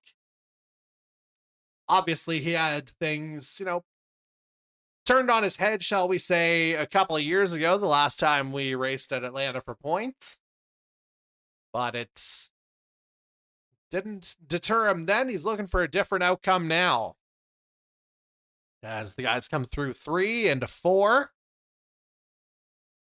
And now, again, we should see the pace car dipping in here relatively shortly. There he goes. So Hanneman's at the head of this field as we are coming back to green this time around. 36 to go. And a slow start for Mangrum on that outside lane. That's going to allow Hanneman and Fontaine to get away. Mangrum dropping down to third. McCauley on that inside line looking for the position. Higginbotham trying to get his teammate Mangrum going up top. But a great getaway here from both Raymond Hanneman and Bryce Fontaine. They're 1-2 as we got some guys going wide under the double line on the back straight. And everything's staying together here for now. And it's Raymond Hanneman again, and that's Bell livery here in the lead as McCauley's going to try and make an ambitious move on the outside. He's got Thronberg with him. And Thronberg, oh man, what a dive to get back into that slot. I don't know how he found that space ahead of Mangrum, but that's car 3 and P3 as Mangrum moves up to 4th ahead of McCauley, who's just caught on that outside line, so he'll have to figure out where to get back in to get some drafting. Meanwhile, things still looking pretty good between Hanneman and Fontaine at the head of the field. And largely single file action at the top, with our top 11 separated by 1.6 seconds. So lots of guys still in the mix here. And we have 13 of our 24 drivers here tonight still on the lead lap.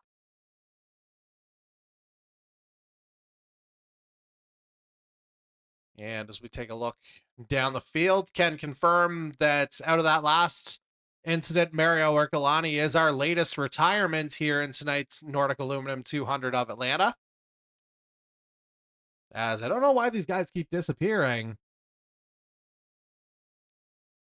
but certainly Hanneman is making his presence felt at the head of the field. The first year driver within the NASCAR Series out of Ottawa, Ontario, as we got perhaps some lap traffic coming up ahead. Indeed, that's Kyle Knoll that everyone's going to get by here. Knoll currently running down in 16th and now is 3 laps down.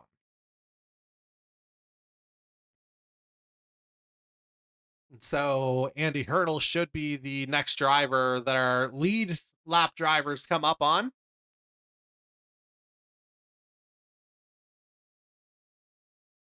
But again, this is just a concerted effort by these 2 very impressive drivers out of the Eternal Racing family. They've worked pretty well in sync over the course of the night, especially from the early parts of stage 2 up until now. These 2 have been, I don't want to say dominant, but they've been really, really impressive here over the course of the evening, as Thronberg's going to try and do something about it here, gluing himself to that back bumper of Bryce Fontaine just about.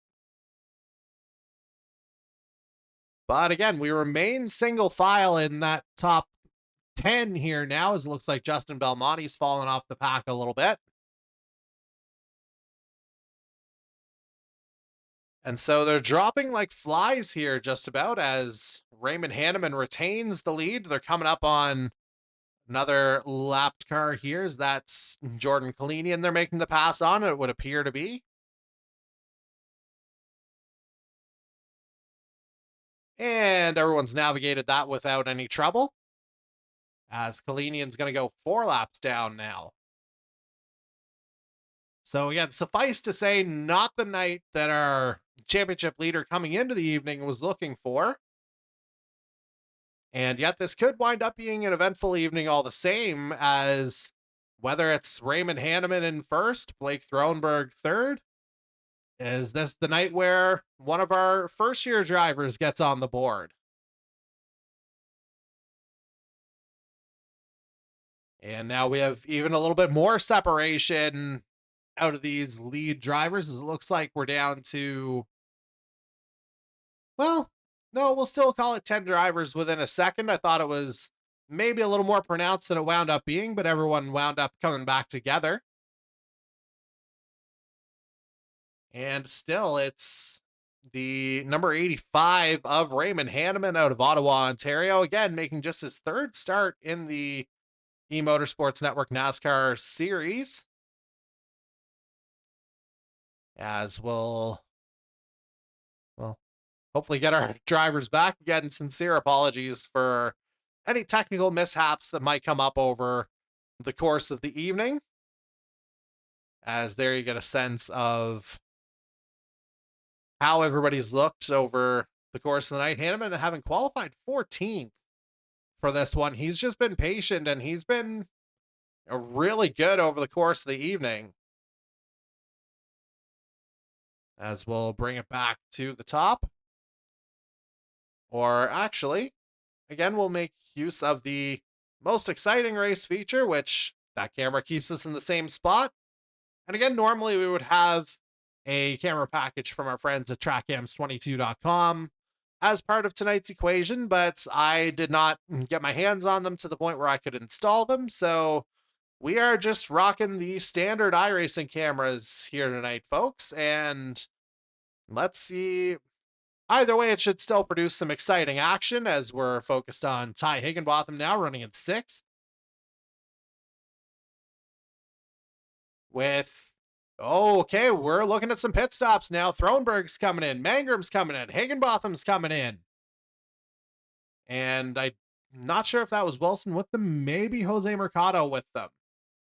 So let's dive into some pit stops here now, folks, as we'll go with Ty Higginbotham, as that's going to get us our full group. Again, it's Thronberg, Mangram, Higginbotham, and yes, indeed, it is Jose Mercado that's in. So that's 7 through 10 who've come in for what I would presume to be their final pit stop of the night.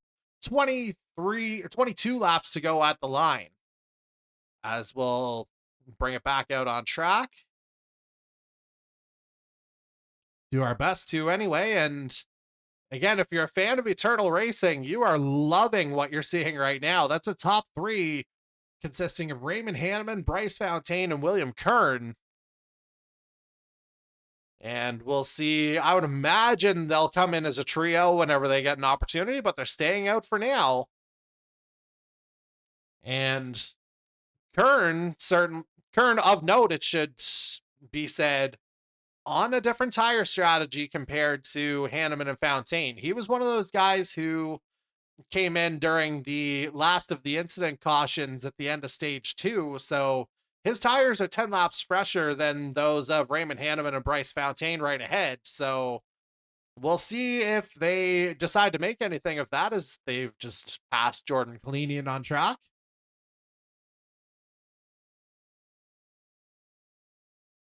And now they'll come around again. So beginning lap 111, that gives us 20 laps to go.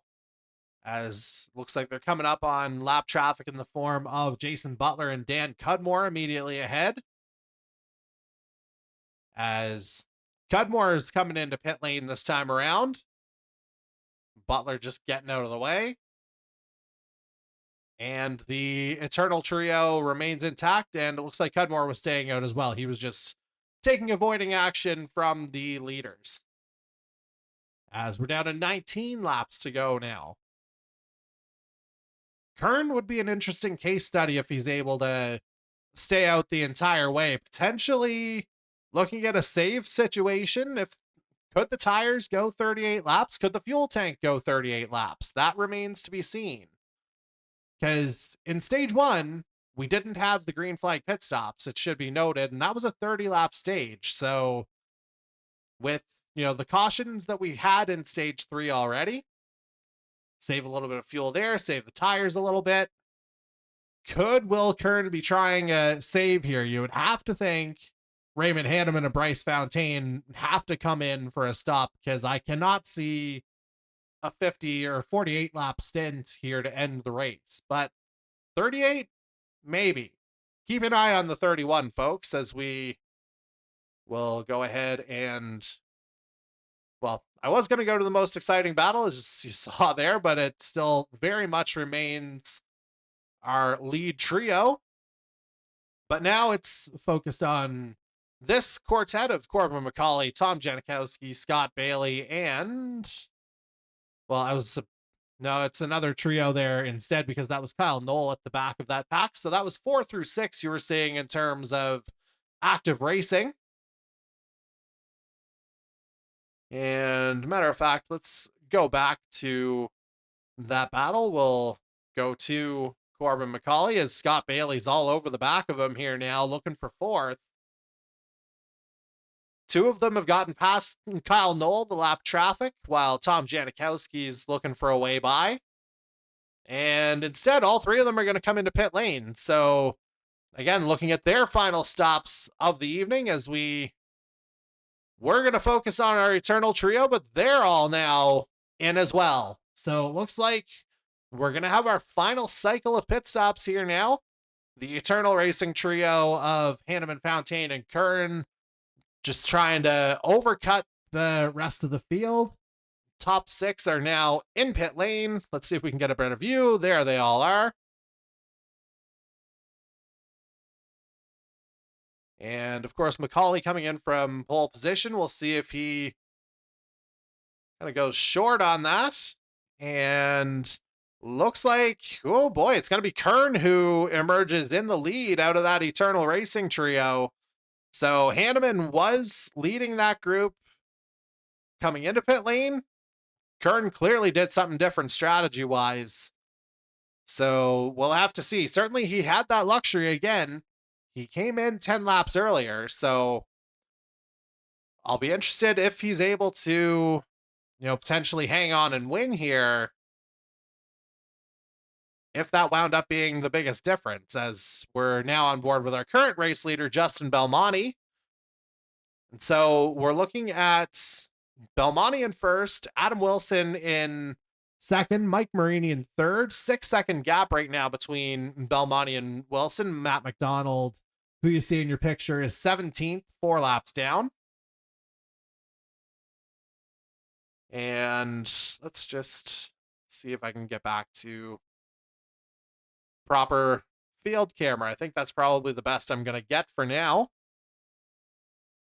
But let's see if we can find an exciting battle here on track, because again, that was not one here, but now we're back to some competitive racing, as we had Blake Thronberg at the head of this pack in 4th. So this would be the net race lead here, you would have to think, as we'll have to see. Well, we'll see now if Belmonte, Wilson, and Marini, maybe they're trying that stretch that I was thinking Will Kern might have. But we'll have to see just how long they can last. But you would have to think this group is the net lead group. So Thronberg's 4th, Mangrum 5th, Jose Mercado 6th. Again, top 3 have yet to pit in this final stage. William Kern runs 7th, Raymond Hanneman 8th, Ty Higginbotham now 9th, having just overtaken Bryce Fontaine. And so we'll have to keep an eye on that lead trio now. We're at 10 laps to go. So now might be the time to try and stretch it as this group passes Jordan Kalinian. And Kalinian just content to get out of the way on the bottom of that back straight. As we'll get back to the head of the field, where again we find one Justin Belmonte. Assuming I actually get my controls right. There we go. So again, Belmonte riding solo right now. That gap's now 15 seconds over Mike Marini. So it had been 6 seconds before. I'd have to speculate something happened to Adam Wilson, or maybe he's in pit lane. Let me just see. No, he's still on track. I think he might have just had a bit of a wobble somewhere. Because again, that gap not too long ago was just 6 seconds, but now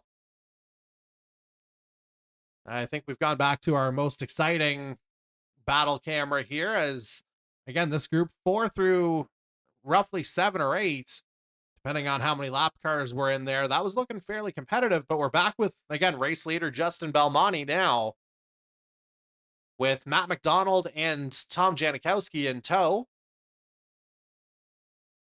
As they come up on Kalinian and pass him coming into the turn. Looks like they're going to try and pick off Kyle Knoll here too. And as Belmonte takes the line this time around, it'll be 7 laps to go. So you would have to think, as Adam Wilson has made his way into pit lane, at this point, I have to think Justin Belmonte and Mike Marini are just going to try and ride it out as long as they possibly can. Although, did I just see Belmonte make his indication that he's going to pit? Indeed, he is. As Matt McDonald follows him in. So, Belmonte pits from the race lead. Marini was pitting.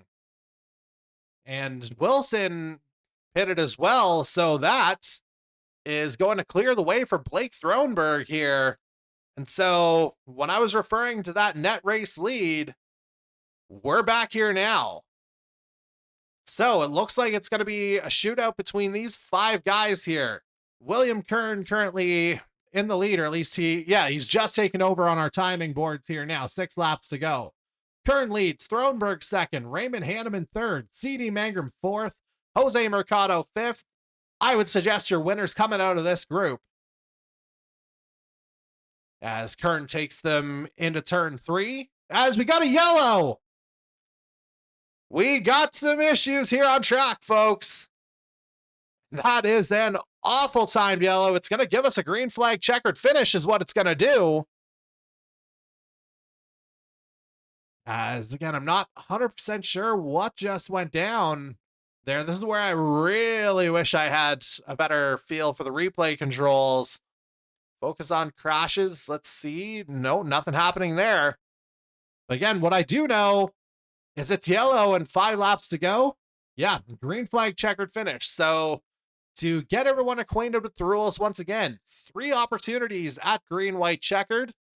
And how it'll go is like you have the reset here now. Everyone's pretty much just come into pit lane, or at least, the last few outliers had just come into pit lane before the caution fell. And yeah, how it's gonna go, like typically with the pace car, it would be 1 lap if you were thinking, just your standard 4-lap caution period. But NASCAR rules, we go green, then it's a white flag, then it's the checkered. Let's go ahead and actually pop up that rule clarification if we can. And no, it's not part of that one, but all I can tell you is we've got ourselves a very exciting finish coming.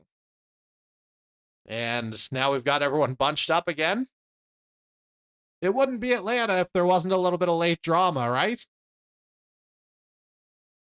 And so we'll see how everyone resets. Right now it is William Kern in the race lead, Blake Thronberg second, Raymond Hanneman third, C.D. Mangrum fourth, Jose Mercado fifth. Just as I thought that lead group of 5 was going to be where we got our winner from, I would suggest commentators jinx, because what else would happen to the commentator tonight? Caution immediately flew after. And yeah, suddenly we're all bunched up again. And we've got a lot of different tire discrepancies to deal with here now. Top 10 consisting of Kern, Thronberg, Hanneman, Mangrum, Mercado, Bailey, McCauley, Fountaine, Higginbotham, and Tom Janikowski. They're all 10 laps or more. But then you have the group that just came into pit lane not that long ago. Justin Belmonte, 2-lap old tires.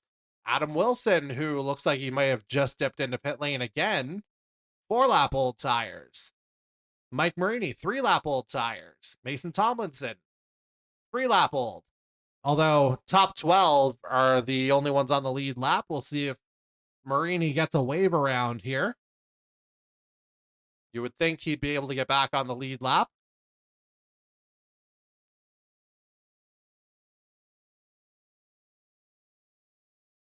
Or is it actually Kyle Knoll who's getting that wave?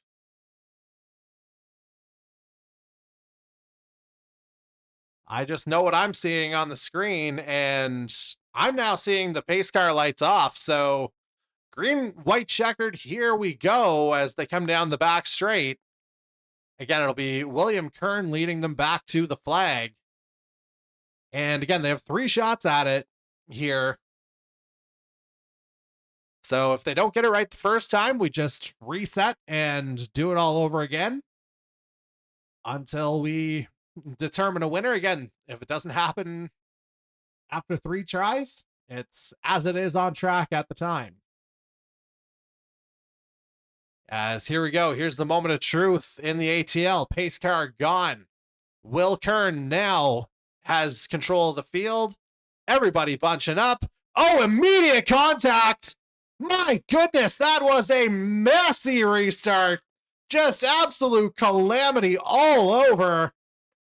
And we didn't even get back to the start finish line, and it's back to yellow. Oh boy, not sure what happened there. But that was some messy work at the head of the field. Again, I don't know if Kern just didn't get the jump he wanted, or if it was a matter of Thronberg coming down, or what happened there. I know you guys saw the results, and oh man, that didn't look good. That's Marini turning Corbin McCauley. Oh boy, there is some heat here. And I mean, the ATL, it always produces it. I don't know how many times I've said that over the course of the evening. Boy, oh boy, the drama is just ratcheting up. As we'll try and bring it back to the head of the field. Let's see what our field looks like right now. It is CD Mangrum who inherits the lead after that mess. Raymond Hanneman second, Blake Thronberg third, Will Kern drops down to 9th after all that. Scott Bailey 4th. Jose Mercado rounds out your top 5. Bryce Fontaine sneaks up a couple of positions back to 6th.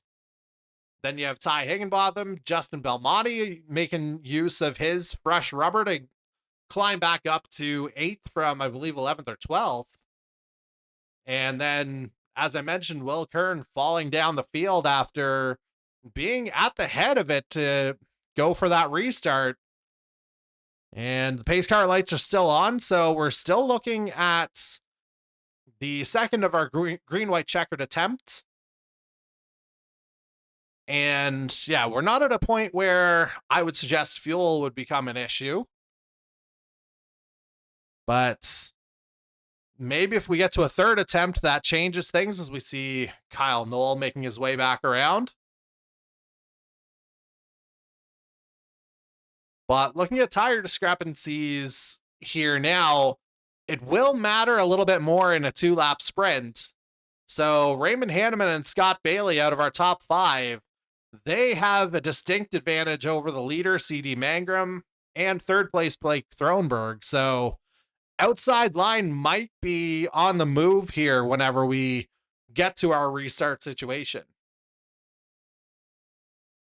And so again, this will be the second of our green-white checkered attempts. CD Mangrum will take them back to the flag once the pace car makes way. Still another lap or so before that happens.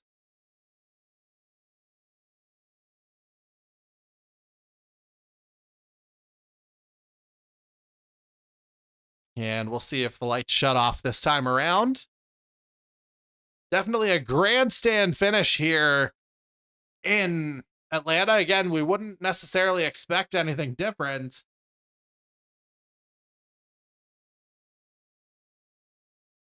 And yeah, now we're just kind of playing the waiting game as the pace car lights are off. So they'll make the second attempt next time around. And again, it'll be Atlanta's own CD Mangrum leading the charge. We'll see if he's got 3 miles of defending in him. He certainly did a stout job of defending in Montreal last week. But we'll see if he's got it on pace and in the heat of the moment as our drivers come down the back straight out of turn 2.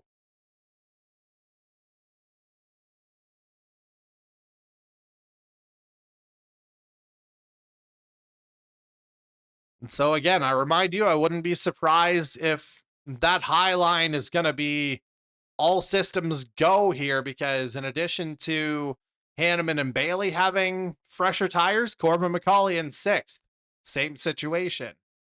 Bryce Fontaine in 7th. He's the first of the inside line guys to have a bit of an advantage. Janikowski in 8th. He's another guy who could go. Then Kern in 9th is on that same run, and you get guys who just came in for tires in the form of Wilson, Higginbotham, and Belmonte, but I don't know if they have enough time or enough miles as the pace car peels off. And it's going to be CD Mangrum leading the field, and hopefully we get a cleaner restart this time, and Mangrum just bolts out. CD Mangrum, a fantastic jump off the line. Raymond Hanneman in hot pursuit, though, as Mangrum moves up to the high line. Hanneman trying to make his way around, trying to dip low. We'll see if they can keep it clean coming through, too. And it is just really tight out there right now. Thronberg looking for a way through. 3 wide coming down the straight. Thronberg's in the lead now.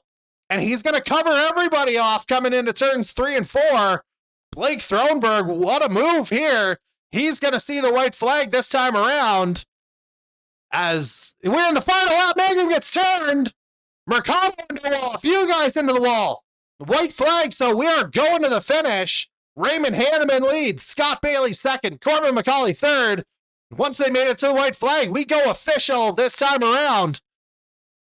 And Hanneman trying to hold on. Bailey trying to go high. He's going to push from McCauley. Scott Bailey, he's making that move. Can he make it stick through 3 and 4?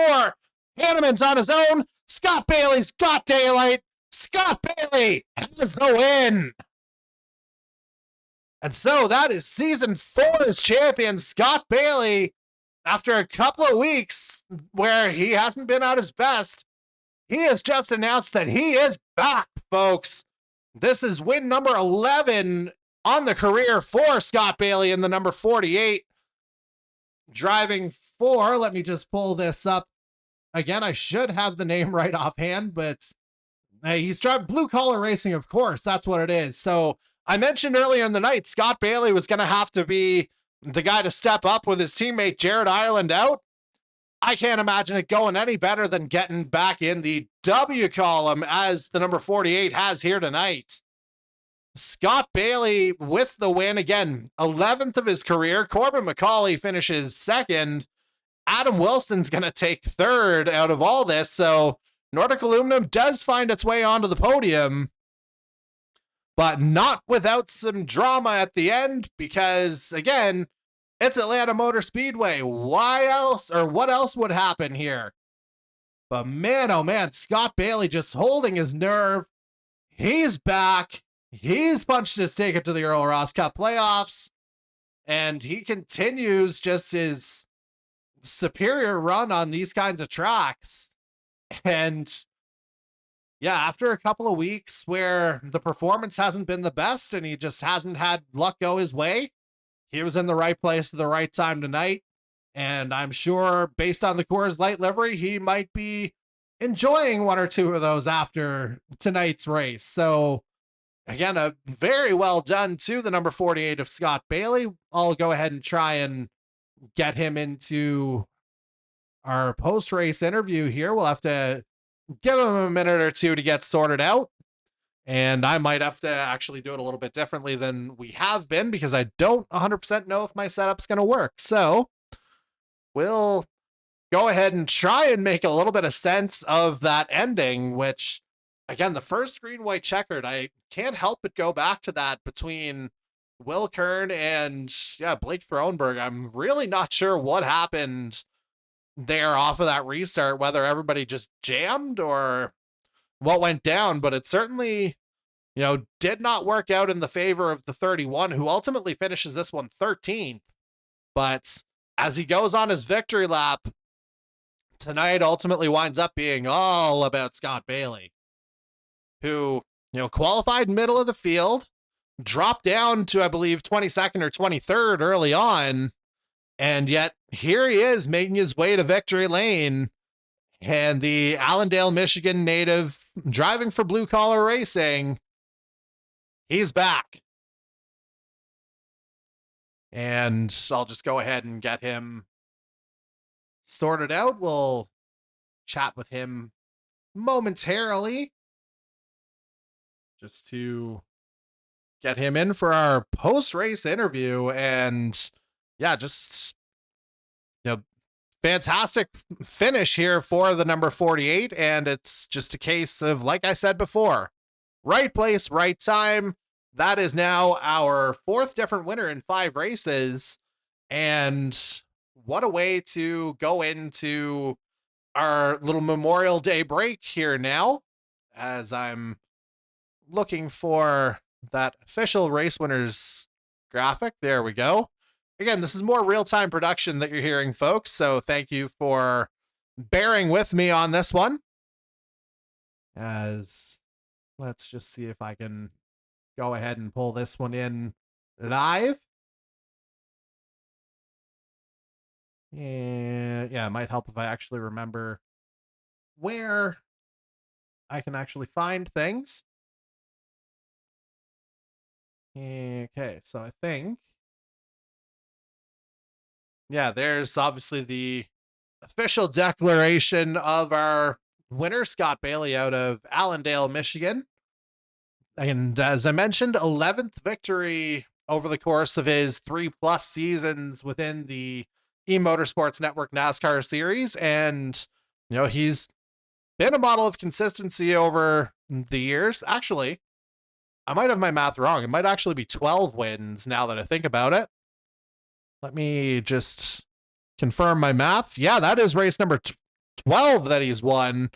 That just kind of tripped me up. At least 1 win every season. 4 in season 1, 6 in season 2, 1 in season 4 on his way to a championship, and now 1 in season 6 as he's announced himself as being back.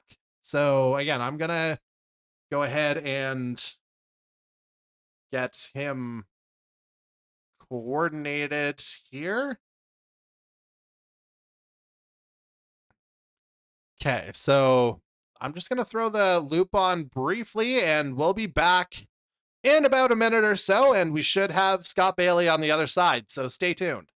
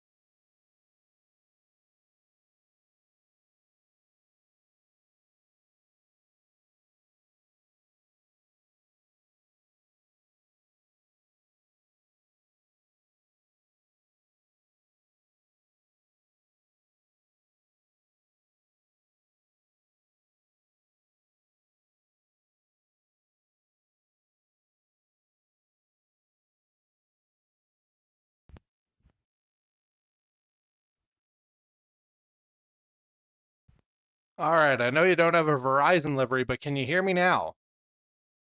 Yeah, I got you. Ah, frig. I know you're saying something. I know you can hear me as we're trying to figure this out live now, but yeah, I'm trying to figure out why now you are not coming into my streaming program. As Can you hear me after now? a night like that one, I would love to have the opinion of our race winner, Scott Bailey, as 12th of his career in the E-Motorsports NASCAR Series. But let's just see, why can't I figure this out? This always worked fine before. And no, you're not muted, so it's not that. Um, all the things that you try to figure out in real time, right? It's just usually how that goes. And again, a bit of an emergency situation, how this went down here tonight. Okay, let me. Obviously, I'm giving you some time to breathe. This isn't by design, of course. Just trying to sort this out here live, which is always fun until it's not. Okay. Yeah, because usually this is barely, I don't want to say foolproof, but why is that not wanting to work? Because I have everything going to the right places. Let me. Maybe now? Can you hear me now?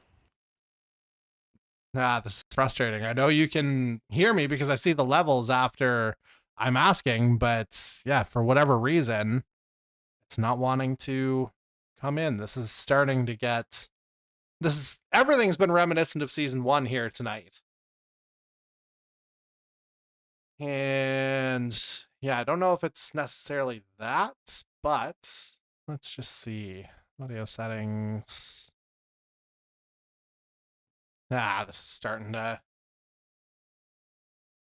This is not fun. Let me.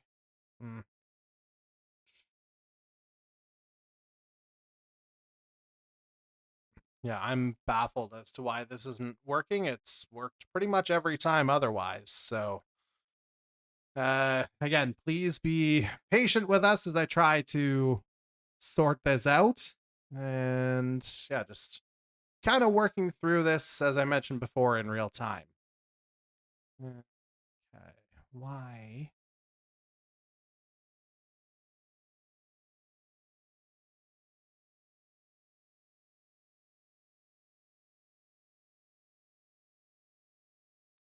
Um,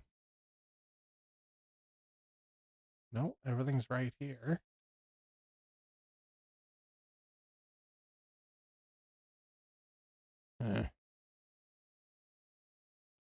Okay.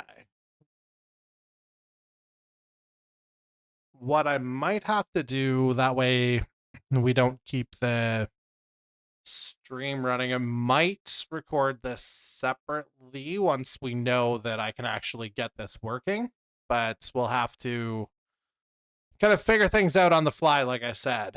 So, yeah, not 100% sure why things are going the way they are, but that is kind of where we are right now as we make our way through the rest of the evening. So, yeah, Scott, if you want to just kind of hang on there for a second while I sort out the technical issues on my side, then we'll have a proper chat in a few minutes' time and we'll get that uploaded afterwards just to make sure that everyone's taken care of and accounted for here. So, we'll chat in a few moments' time and we'll just go ahead and wrap up the live portion of our broadcast right now by taking a look ahead to race 6 coming up in a couple weeks' time. As a reminder, Memorial Day, we are not racing that night. So a week off as we kind of, well, after tonight, maybe we need a little bit of a reset. Who knows? Obviously, some hard racing happening